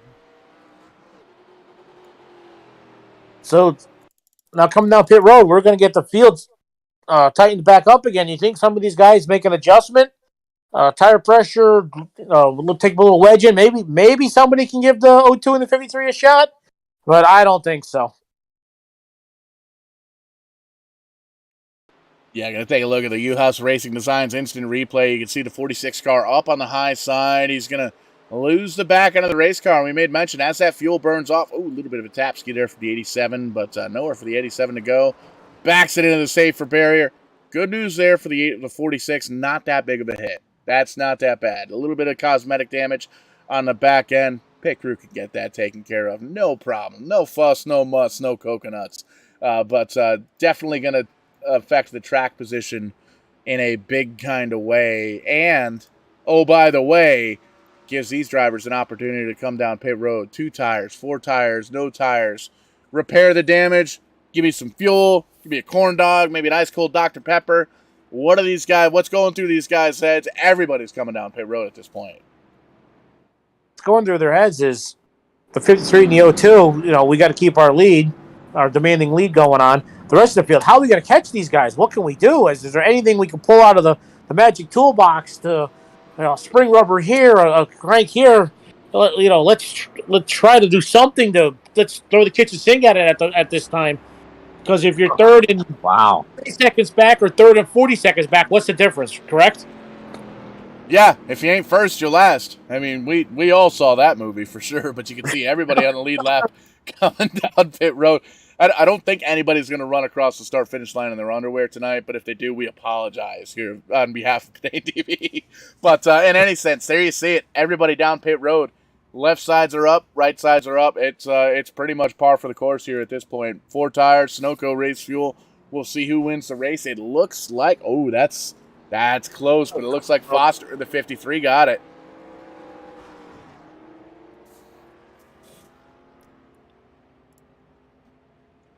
According to scoring and timing, a 53 got it, so let's see. And you can see a couple of drivers taking some extended pit stops here. They're just kind of working on some of the virtual damage they may or may not have picked up here. But let's take a look at some of these pit stop times here. About Foster with a 21.7. Takes a long time to fuel these 87 cars up. You don't quite get a NASCAR Cup Series pit crew with these 87 cars. You might get like a Friday night short track pit crew where, Are you trying to... Strickland, are you trying to say we're doing the cars? I wasn't going to throw any names out there. But yeah, you're looking at a Rent a Race Car pit crew with a 21.7 pit stop out there. I can say that and make that joke because that's me. Yeah, but there you see. It has taken us 3 laps to change the tire before. Luckily, caution laps don't count, so it worked out pretty good at Stafford. But, where's the air gun?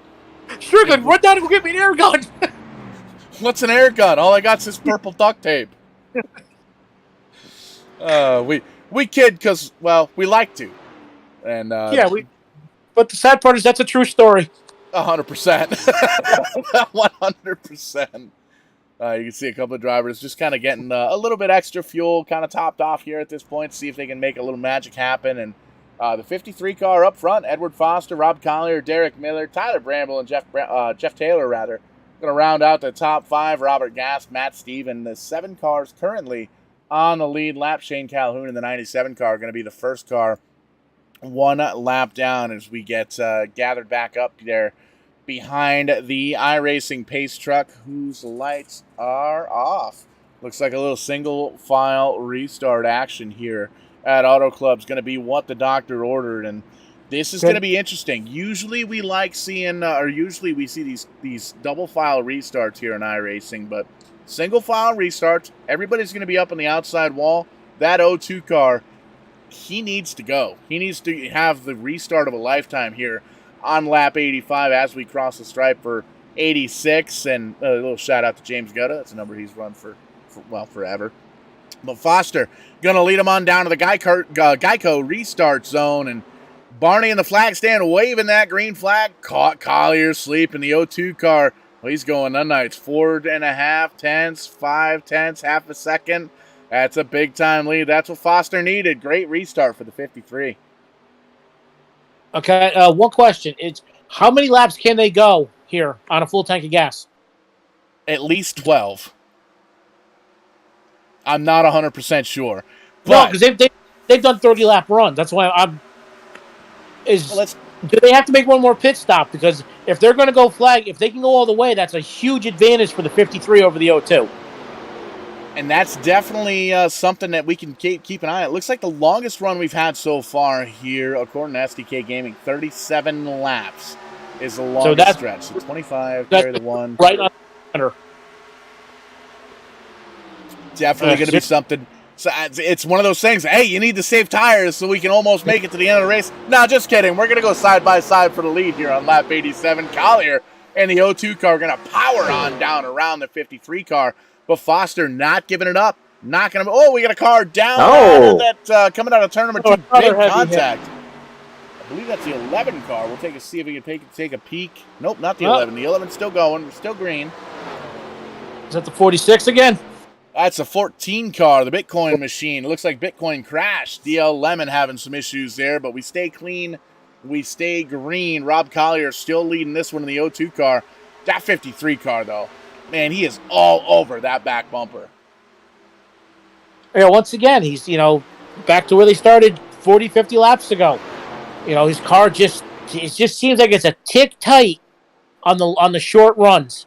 So, if this goes all the way to lap 125, that's a huge advantage for Foster. If I was Collier, I'd want to see a caution with 15 laps to go.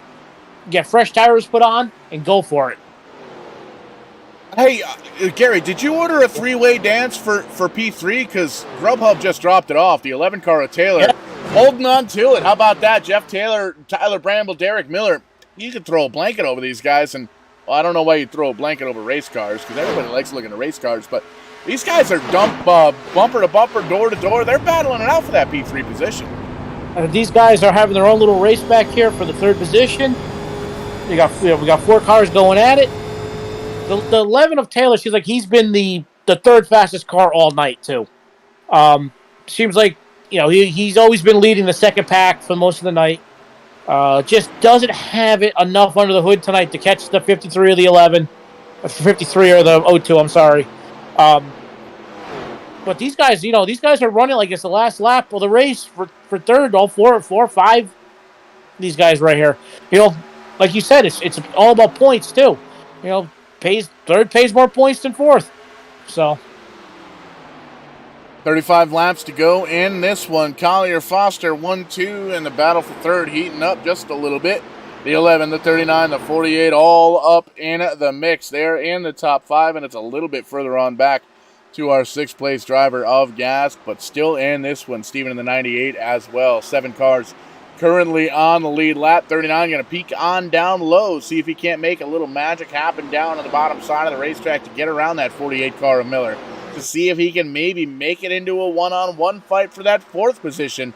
Check that, the 3rd position of Taylor in that 11 car, and that's the money spot. You want to be on the podium here if it ain't TV, because then you get yourself a post-race interview with this guy and that guy. Going to be a lot of fun here coming up in 34 laps time, but before we get there, man, we got a lot of racing action going on. Still a big-time battle up for the lead. Rob Collier holding on to it as we ride on board with Foster in the 53 car. These guys have been going back and forth all race long. Couple of laps led from each of these drivers, and We don't really know what the final game plan is for these drivers. We've seen the O2 car be aggressive. We've seen him save some stuff. We've seen the 53 of Foster.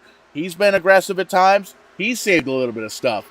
We don't know what these guys have. We don't know who's sandbagging, quote unquote. We don't know. We don't know. The only way to find out is to watch the final laps here live on Verdane TV. And again, we want to thank you guys for tuning in here on a Friday night to Verdane TV. We're live all over the heckin' place here tonight.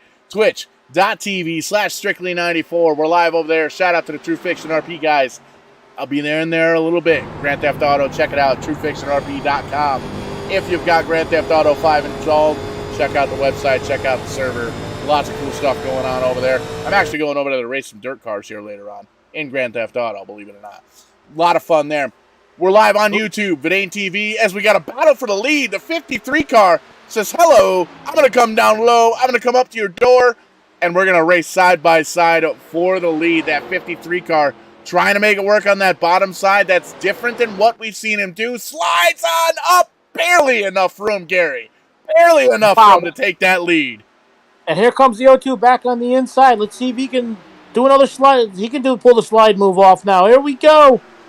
Oh. And hey guys, and you're supposed to be. Wow. You're supposed to be conserving fuel here to make it to the end. Okay, now let's go race hard for the next 20 laps. Literally, again, the words right out of my mouth. Side by side, door to door for the lead. They don't have that 22-second cushion that they had before that last caution. They've only got about a 3-4 second cushion. But these guys are racing like it's the last lap. It's lap 94. They want to go. They want to get to the front. Foster going to hold on to it. But the O2 car going to dip down low. Collier trying to make it happen on the bottom side. Joe, you're as entertained as we are, man. What are you seeing out on track? This is crazy. This is great. I'm highly entertained. This is awesome. This is like I'm like Bruno Sammartino adding my 2 cents in, you know. We love double E. Oh wait, that was Iron Sheik. My bad. Right, yeah. Remember when Bruno used to be on commentary back in the day, and he'd pipe in every few minutes and say, "Oh wow, this is great. This is awesome." I am having fun. This is a good time. I am going to buy a T-shirt. And oh, by the way, Verdane TV. Hey, it's getting into the fall months. It's getting into the winter months. It's getting cold outside. It's turning into big fella fall. You gotta get yourself a hooded sweatshirt. We got Verdane TV. We got Angry Tree Guy. We got Renner Ace Car. We got Visual Pollution. We got all sorts of stuff.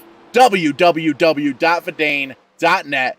Get some merch. We got hats. We got t-shirts. We got sweatshirts. We got cups. We got stickers. We got stickers. Come on. Everybody loves stickers. We got balloons with Strickland's face on it. Yeah, we do? Yeah. Apparently we have new stuff. The Verdane.net shop. Check it out. 100%. If you've got ideas, you want to get some, your logo, your face out of a t-shirt, slide in our DMs. We do that kind of thing. And speaking of doing that kind of thing, that 53 car says, I'm not running second anymore. I want the lead. He's going to jump down low. He's going to try and get around that O2 car of Collier. But again, we've seen it happen time and time again. Evenly matched throughout 3 and 4, side by side, door to door. The O2 of Collier up on the high side, the 53 down on the bottom side, dead even. 0.00 as they cross the stripe here. Wow. A little door bump in action, a little trading paint action. Foster with the 53 going to take the advantage for right now. 25, 6, 7, 8, 28. 28 laps to go here at Auto Club Speedway. And you can see that race as they come off of turn number 2. They're still racing for the podium back there. Oh, by the way, we may mention we've been following this race for the lead up front. There's still a race for third back there for sure. Miller in the 48 has got past Taylor in the 11 now. Was it Bremmel in the 39? All these three guys have been racing side by side for the last 25, 30 laps back here. You know, this is for third. This is for the podium. This is the talk to Paul Strickland. Telling you, man, and we just saw it briefly, however brief. Wow.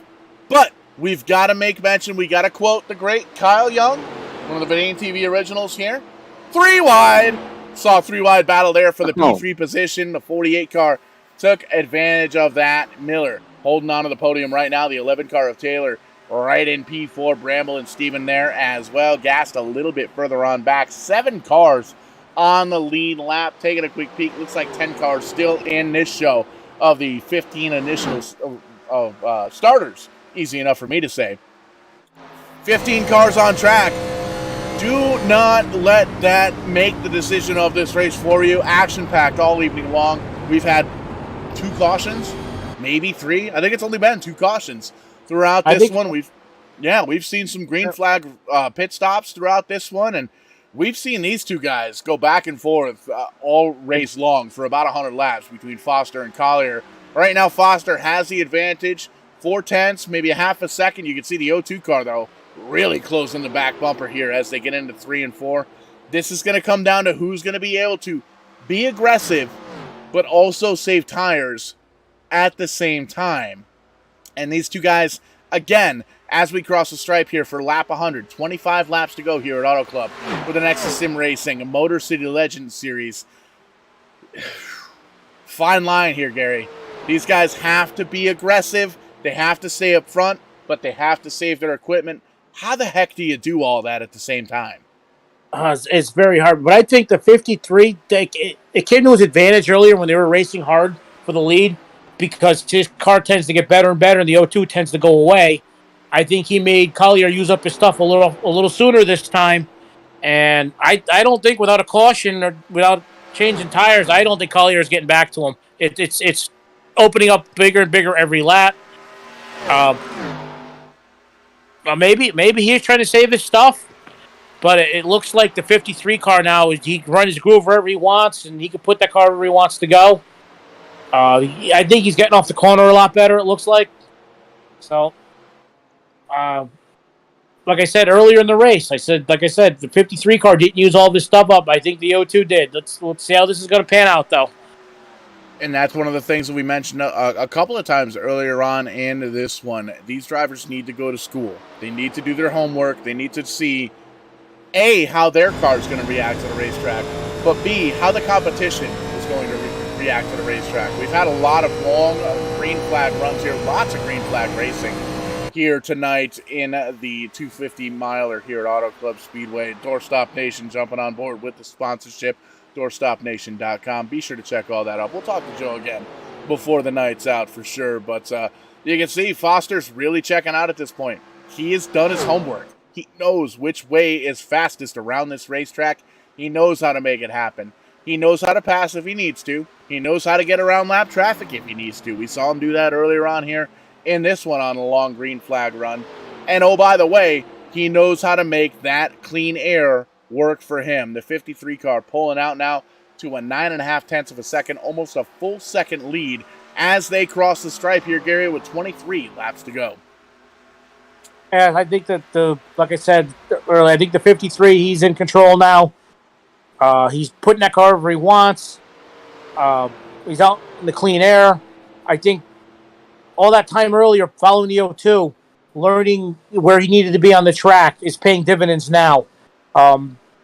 He actually won this race 50 laps ago by conserving the car, not beating the car into submission. He didn't realize, he realized he didn't have to lead lap 53. He only has to lead lap 125. Can't win the race for leading at the beginning. You can't win the race for leading at halfway. The only way to win the race is to lead when you cross the stripe, and Barney throws that checkered flag on the very last lap. Whether it's the last scheduled lap or if it's a green-white checkered finish here, but I don't know, Gary. I think we've seen some good green flag racing, some good clean racing here at Auto Club. These NEXUS sim racing guys putting on a heck of a show here with the Motor City Racing Legends. I'm very impressed. The last couple of sim races I've seen have been wreck fests. These guys run nice and clean. Granted, it's a big track, but there's only 15 cars to start. But still, they're not smashing into each other. You're not seeing people lose control of their cars. I'm very impressed with these guys. 24 car Justin Poole going to come down pit road, get a little damage fixed. It looks like maybe get some tires on for the last 20 laps. Maybe maybe do a little studying for the next race here coming up in the next sim racing group. But as we cross the stripe, Foster, the 53 car, going to take that lap. About a 1.5 second lead. Oh, they're coming out of turn number 2. I need to get myself situated here within the next 20 laps to make sure we call the end of the race right. But we're in any sense, the Foster machine, the 53 car, 1.5 second lead over Collier in the 02 car. And we may mention earlier on here, Gary, you and I both noticed that 53 car seems to be better. Is that the 02 car coming down pit road? 02 is pitting. The 02 car of Rob Collier knows he can't make it to the end. He's going to come down pit road, try and short pit a little bit here, and maybe come out in front. So this is going to be interesting, Gary, for sure. Well, what he can do is he knows his car's not good in the long runs. Let's get those tires on. Let's turn some faster laps and see what happens. The 53 did stay out, correct? Yes, he did. 53 stayed out. Looks like the 87 of gas is going to come down here as well. This is going to be interesting. This is going to be really interesting. This is really going to force the hand of the 53 car. Do you stay out? It looks like he is, in fact, going to stay out for at least one more lap. Foster knows he's got the advantage right now at this particular point. But when the 02 car comes back out and Collier gets back out on track with those fresher tires, he is going to be putting up some blistering lap times. He's going to be able to really make up a lot of ground on the racetrack. If the caution flag doesn't come out, that's really going to force the hand on the 53 crew. Well, here's the thing, though. If my crew chief and the 53s tell me I can make it on fuel, I'm going. Because Collier's never going to get back to his bumper. And if the caution comes out, there's only a few cars in the lead lap. 53 a lot fresher tires on it than the 02 at this point. You know, to get back through the field, there's not many cars to get through. So at this point, if I was the 53 and my crew chief said I can make it, I'm staying out. So we're taking a look now at the pit stop strategy, the stint length. And take a look at this here, Gary. The top 3 drivers all came down 24 laps ago.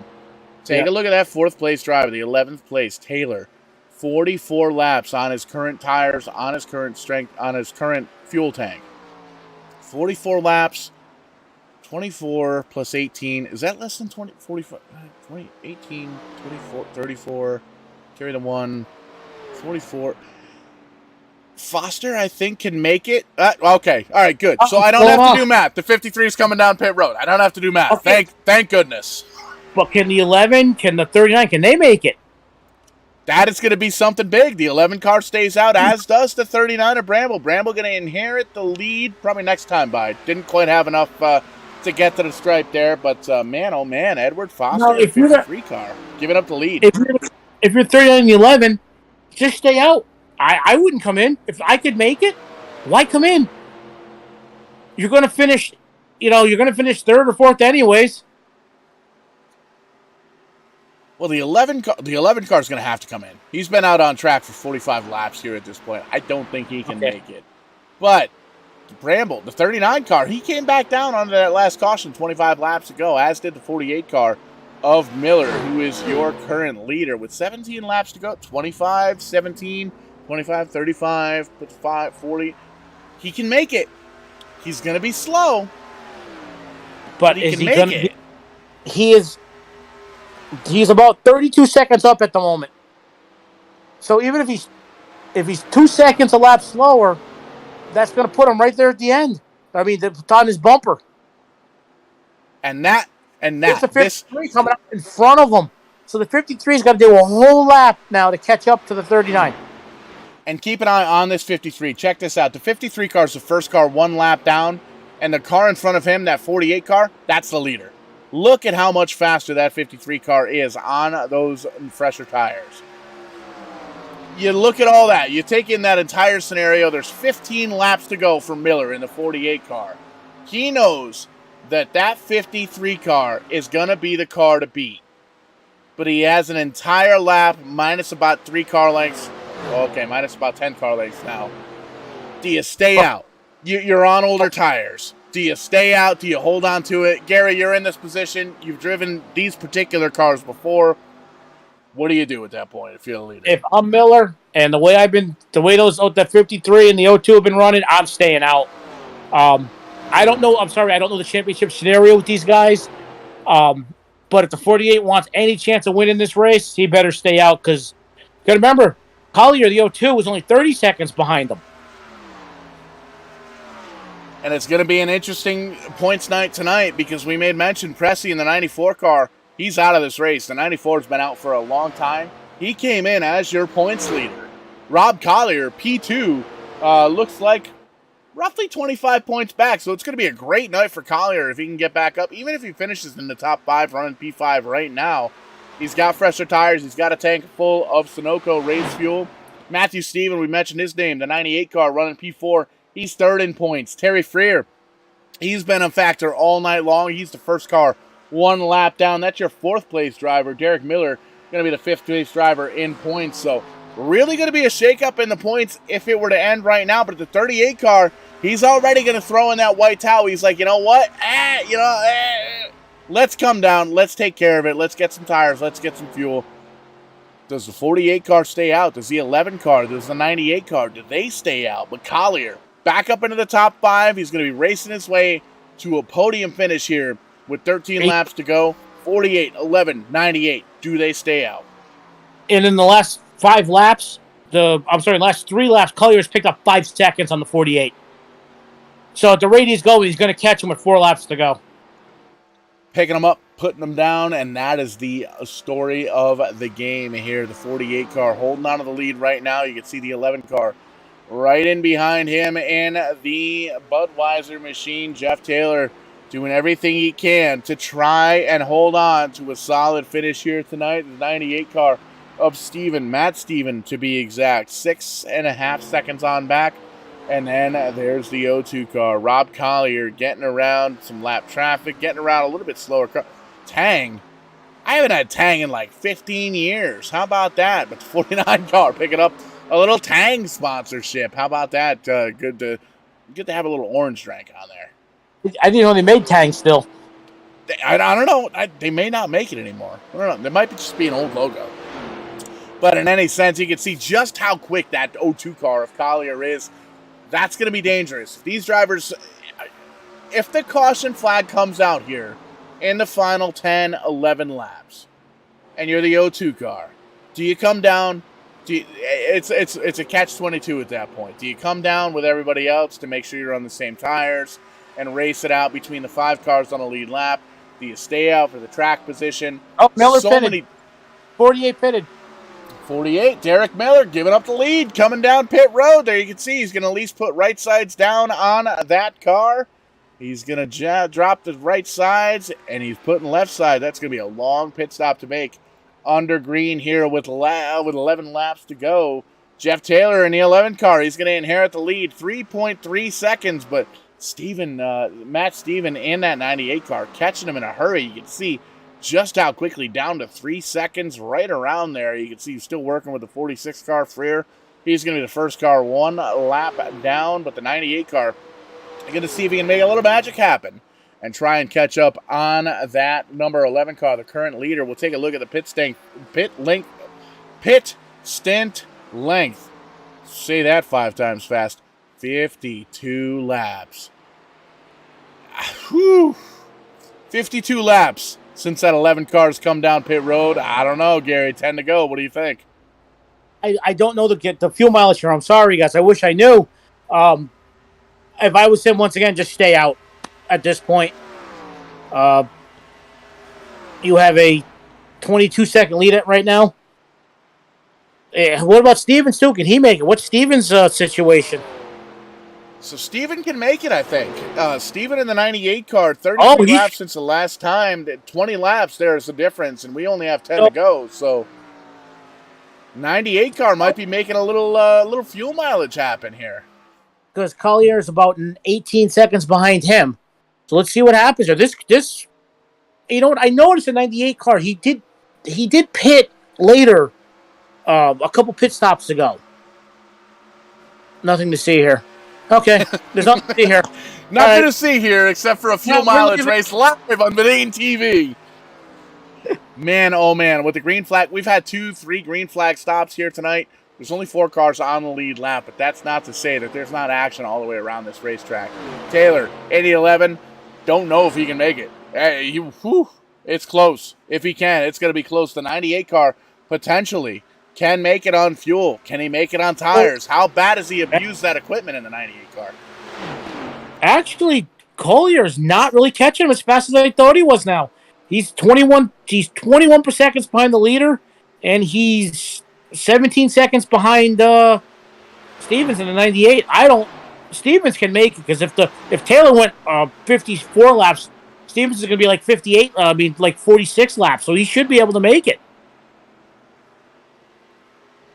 And a little bit further on back, 8 seconds now the distance between Collier and Foster. We saw these guys go back and forth for the lead in the 02 and the 53 car. And as we get into the single digits to go here at this point, Foster outside the podium, 30 seconds just about down from that leader. Collier just a little bit further on back. You may mention, Gary, he's not catching the leaders. He's not catching the 98 car of Steven with 7 laps to go here.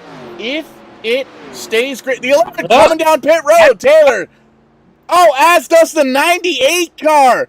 I don't know if I agree with that move, Gary. He had a 22-second lead. Did he run out? But did they run out of gas? Oh, they might not have filled that thing up. Man, oh man, a heartbreaker for Matt Steven in the 98 car.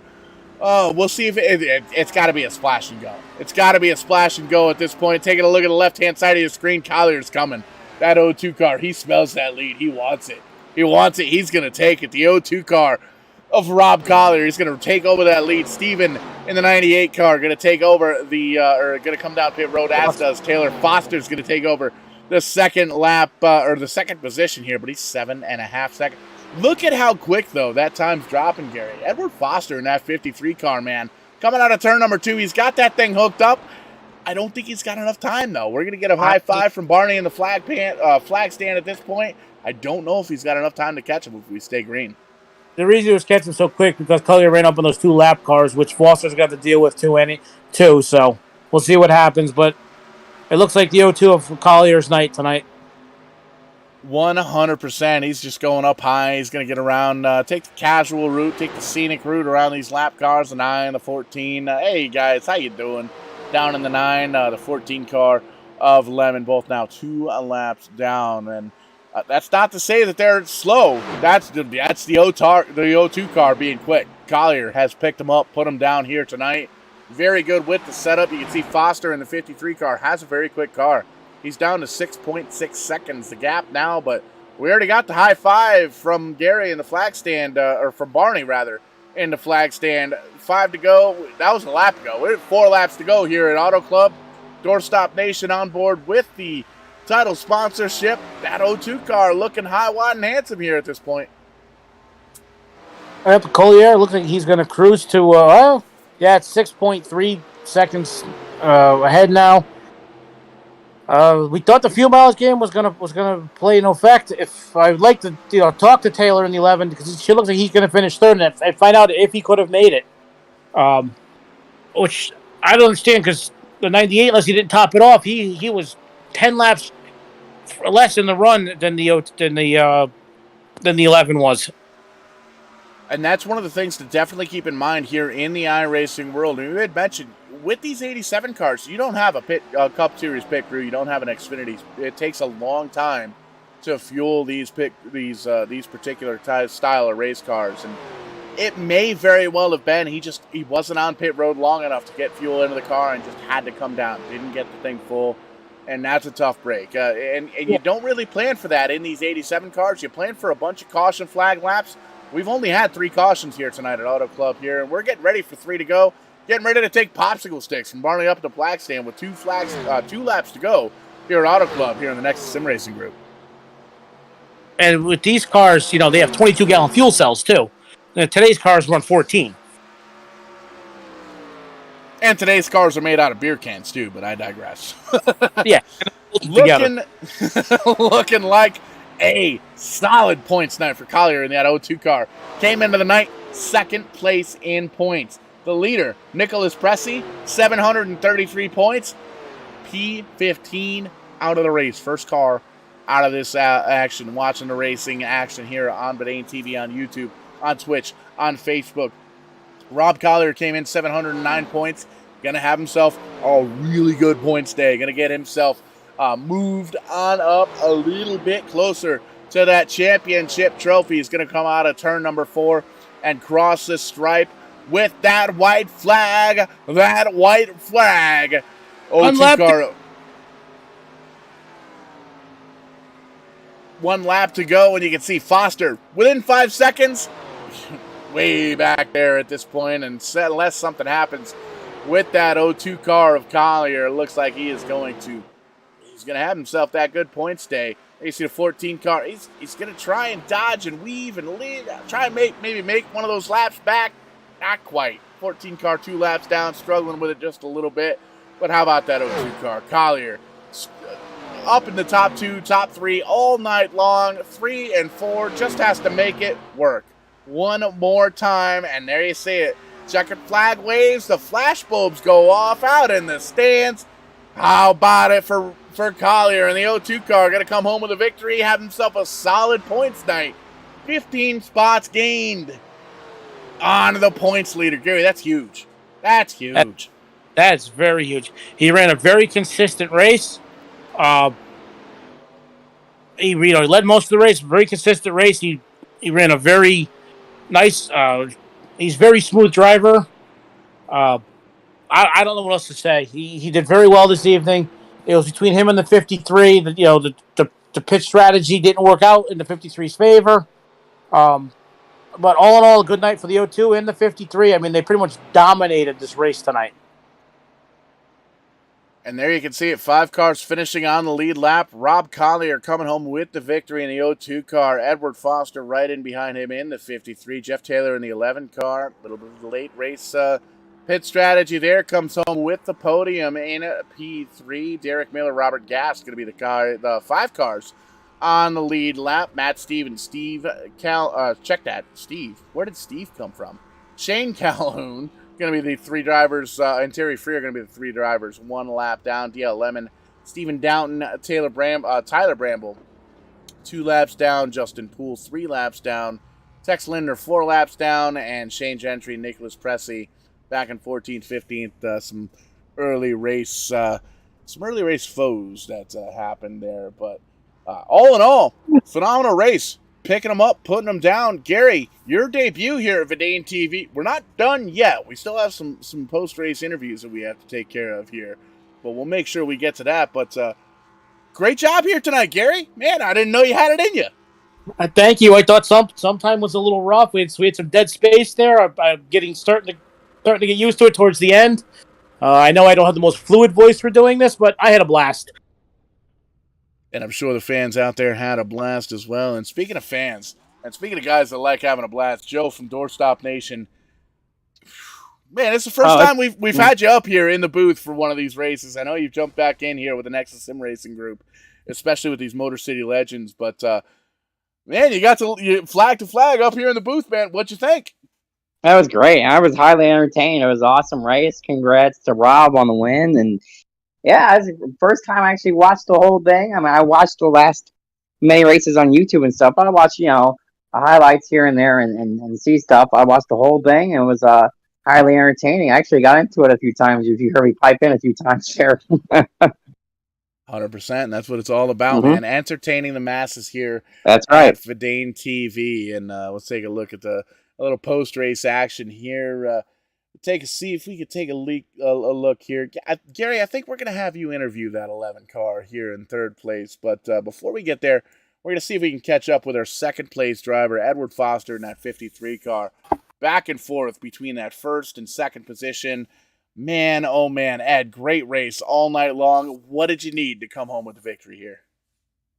Be a bit smarter on that last pit stop and take 2 tyres like the O2 did. Yeah, just on that last run there, I was kind of, I didn't have a human spotter or anything like that, so I'm kind of trying to figure out where, whether he took 2 or 4, and I thought that he actually took 4 given the time loss he had, and that was only a guess, but just then I thought, oh look, I was still thinking about taking 2, but then I thought, oh no, look, I've probably got the pace advantage, I got track position, maybe don't try to do anything too clever and just play it safe.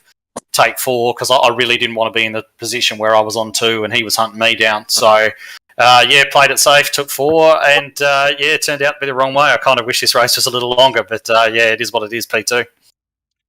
Yeah, and a solid P2 to boot for that, and we saw you back and forth with the O2 car. You guys checked out, man. You guys were way in front of the competition. I did get a little bit of birdie in my ear. You guys do run similar paint schemes. Is there a team concept between you and the O2 car, or is it just similar to paint schemes? No, I've never met him before. Wow. This is actually my first race in this series, apart from the Talladega special event last week. And it's the first time I've ever built a setup for this car, so I'm kind of pleased about how it turned out because I'm not normally a good setup guy. Normally, whatever I get, I ruin immediately upon trying to change things. So this one actually worked out. So I saw the pace that Rob was having throughout practice. I thought, he's probably going to check out on everybody, and I'm going to be fighting for second place. And then after a few laps, I started reeling him in. I'm like, oh, okay, maybe we had something a little bit on here. And a little bit dirty not to come away with it, but you got to give him credit for doing the right strat. So good job to him, and it was fun. Yeah, 100%. And I think if this race was a little bit longer, we might have seen ourselves a little side by side, little door to door action for that lead. But all in all, solid run here. P2 here tonight at Auto Club. Got to give you the opportunity here to thank anybody that makes it happen. Who makes it happen for that Virtual 53 team? Who gets you to and from the virtual racetrack? Just me at the moment. It's just me alone. But just want to thank obviously you guys for putting the broadcast on, the league admins for putting that on. Tex Linder, he's the guy who actually got me into this because I raced with him sort of elsewhere, and he kind of put me onto this league. So if you don't like me, you've got him to blame. And Rob for obviously his awesome race with him. It's not often you get to have 100 odd laps of battling with a guy, but we managed that tonight. So it was pretty cool. Enjoyed it. Thanks a lot. 100% coming home with a solid points night here tonight. P2 for Edward Foster and the 53 team. Great run here tonight, Ed, and we'll see you next week for sure, man. Great run. Yeah, look forward to it, guys. Thanks. And we're going to kick it a little bit further on down pit road. Gary Spinato Jr., no pressure. Your first podium interview here if it ain't TV. We're gonna try and take it easy on you, but we're gonna give you Jeff Taylor in that 11 car. Talk about that fuel mileage here coming to the finish. Jeff, great run today. Question: could you have made it? No, absolutely not. I couldn't have saved 6 miles. I had planned all along to try to save a set of tires, and I saw Rob come in and Ed, the two in front of me. I'm like, they can't be doing just gas coming in this early. So I stretched as long as I can, hoping for a caution. Tried to stay off everybody, and ended up gaining a couple of spots. But I was nowhere near the class that Rob and Ed was. They were on a different planet than the rest of us tonight. Congratulations to both of them. Yes, they did drive away this evening. But we were commenting on you. You were running very well with the second pack of cars. Seemed like you were leading the charge of the second pack most of the night. How do you think your night went? It went good. I mean, all things considered, anytime you race against the talent that we have in this league and you come out with a podium, you got to be happy. Almost any time. But is there anybody you'd like to thank? Who people help you get here? Sure. Shout out to Evans Setup Shop. Without them, I wouldn't be here for sure. And you guys doing a great job on the broadcast. We really appreciate it. And also Stephen for putting on a great league and keeping us all straight. Well, you guys put on one heck of a race tonight. This is my first time commentating for this league. Actually, first time commentating, period. You guys put on a fantastic show, and good luck with the rest of your season. Thank you. Y'all too. And I'm going to catch back up here. I had to trot my way all the way back. I don't even know where Victory Lane is at this place, but Rob Collier knows exactly where it is. All the way from Colorado Springs here to Auto Club Speedway Victory Lane. Rob Collier, the O2 car, making it look easy. Rob, fantastic run, man. What's going through your mind? It wasn't easy. Ed there had me covered after 20 laps. I was just building way too tight there towards the end of the run. So, going into that last restart there, I was kind of hoping to just get him to run hard as well and kind of force him into 4 tires there. So I was looking to just split up the run right about even in half and take 2 and just hope he would take 4, and I lucked out. Yeah, we made mention a couple of times throughout the broadcast here. Might have had a little birdie in the back of our ear here, may or may not rhyme with Kyle Hendricks saying you're the man when it comes to setups with these 87 cars, and really showed tonight.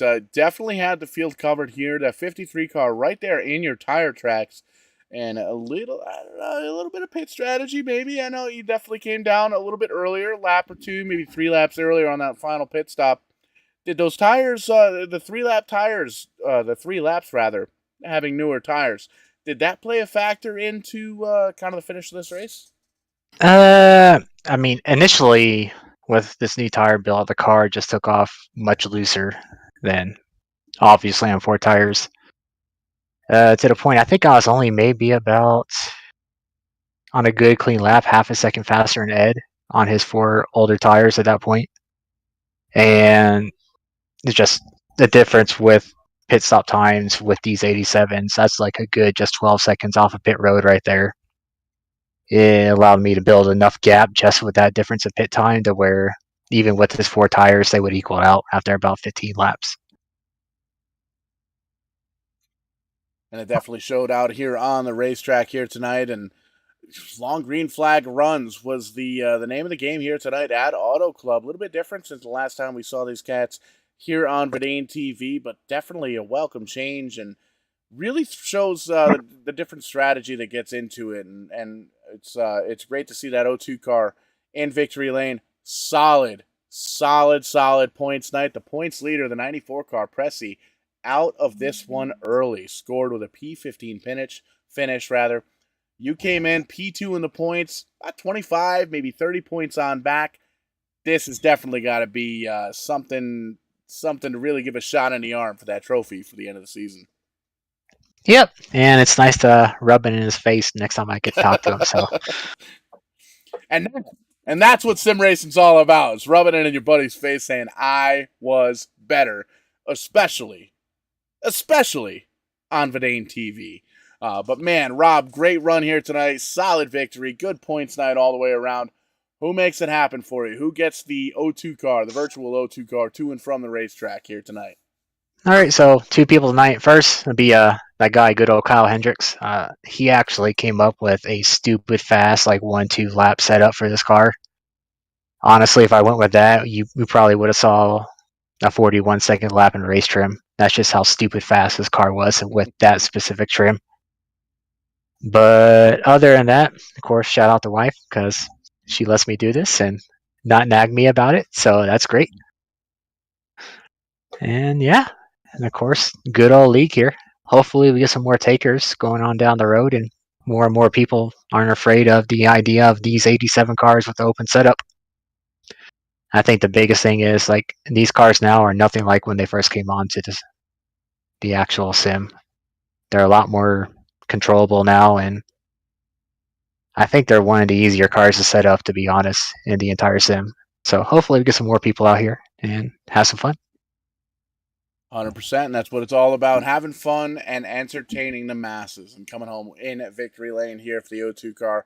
Rob, great run tonight, man. Go celebrate with the crew for sure. Great, guys, and of course, thanks for the broadcast. You guys are excellent. Always a pleasure here at Verdane TV, trying to entertain the masses. And man, oh man, Gary, I got to tell you, man, first show, it sounded like it was your 12th show. Great run tonight, man. Thank you. I just didn't want to. I didn't want to embarrass you, Verdane TV. You know, anybody out here. You know, this is not my forte. You know, I'm a race car driver. I'm behind the scenes. But you gave me the opportunity tonight. Thank you very much, Paul. You're a very dear friend of mine, and if you ever need help again, I'll gladly do it. Oh, 100%. And man, if you want to hear Gary Spinato back in the booth, let us know. Slide in our DMs, Facebook, YouTube, Twitch, however you got to hit a hold of us. Let us know for sure. And Gary, I know you and I we've got some adult beverages to drink tomorrow night. We got ourselves a little bit of a party. The wifey's turning what, 22, 23? 23, yeah. Yeah, 23 for the 3rd or 4th time, but gonna be a good time. You know, they say, you nothing's thicker than blood, but I don't know. I think race fuel is a little bit thicker than blood.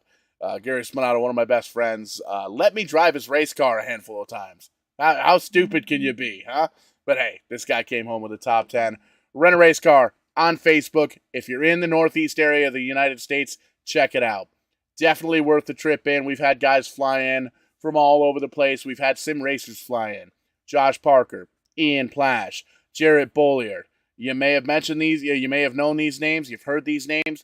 Vidane Racing Originals, jumping inside a real street stock at Stafford Motor Speedway to see what they've got. Absolute blast. Definitely check it out at Rent a Race Car, Twitter, Facebook, all that good stuff, YouTube. Lots of good stuff as well. We'll be linked up on the Vidane TV Facebook page as well. Doorstop Nation, check them out. If you don't know, now you know. DoorstopNation.com. Getting ready to jump back into production.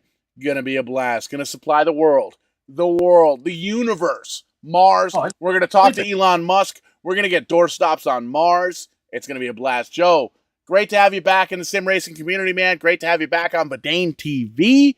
One of my longest reigning sim racing friends, sponsors, partners. Great to have you back. What did you think of tonight's race? Great show tonight, right?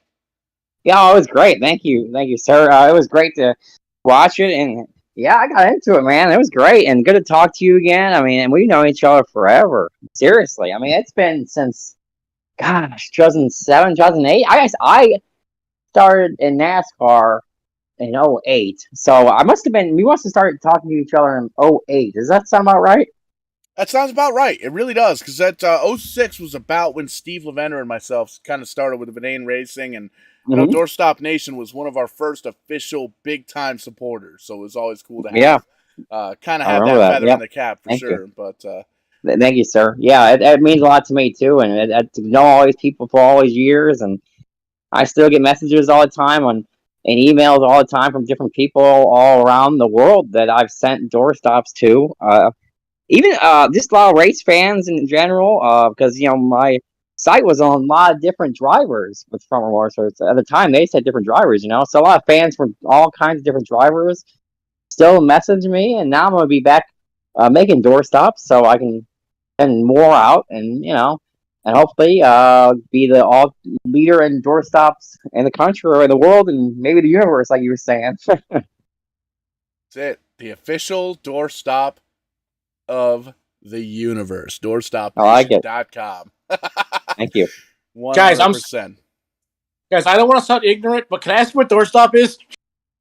Yeah, it's like, you know, the actual ones I actually they make them, and you put them in your door, and actually, like, people either can have them, and you have to keep your door open, or sometimes some people like just to keep them on, like, their like shelves with their racing memorabilia. You know what I'm saying? I've got pictures of people where they put it up with their die-cast collections, or they put it up with their other collections of racing memorabilia. I've seen pictures of that. I've seen pictures.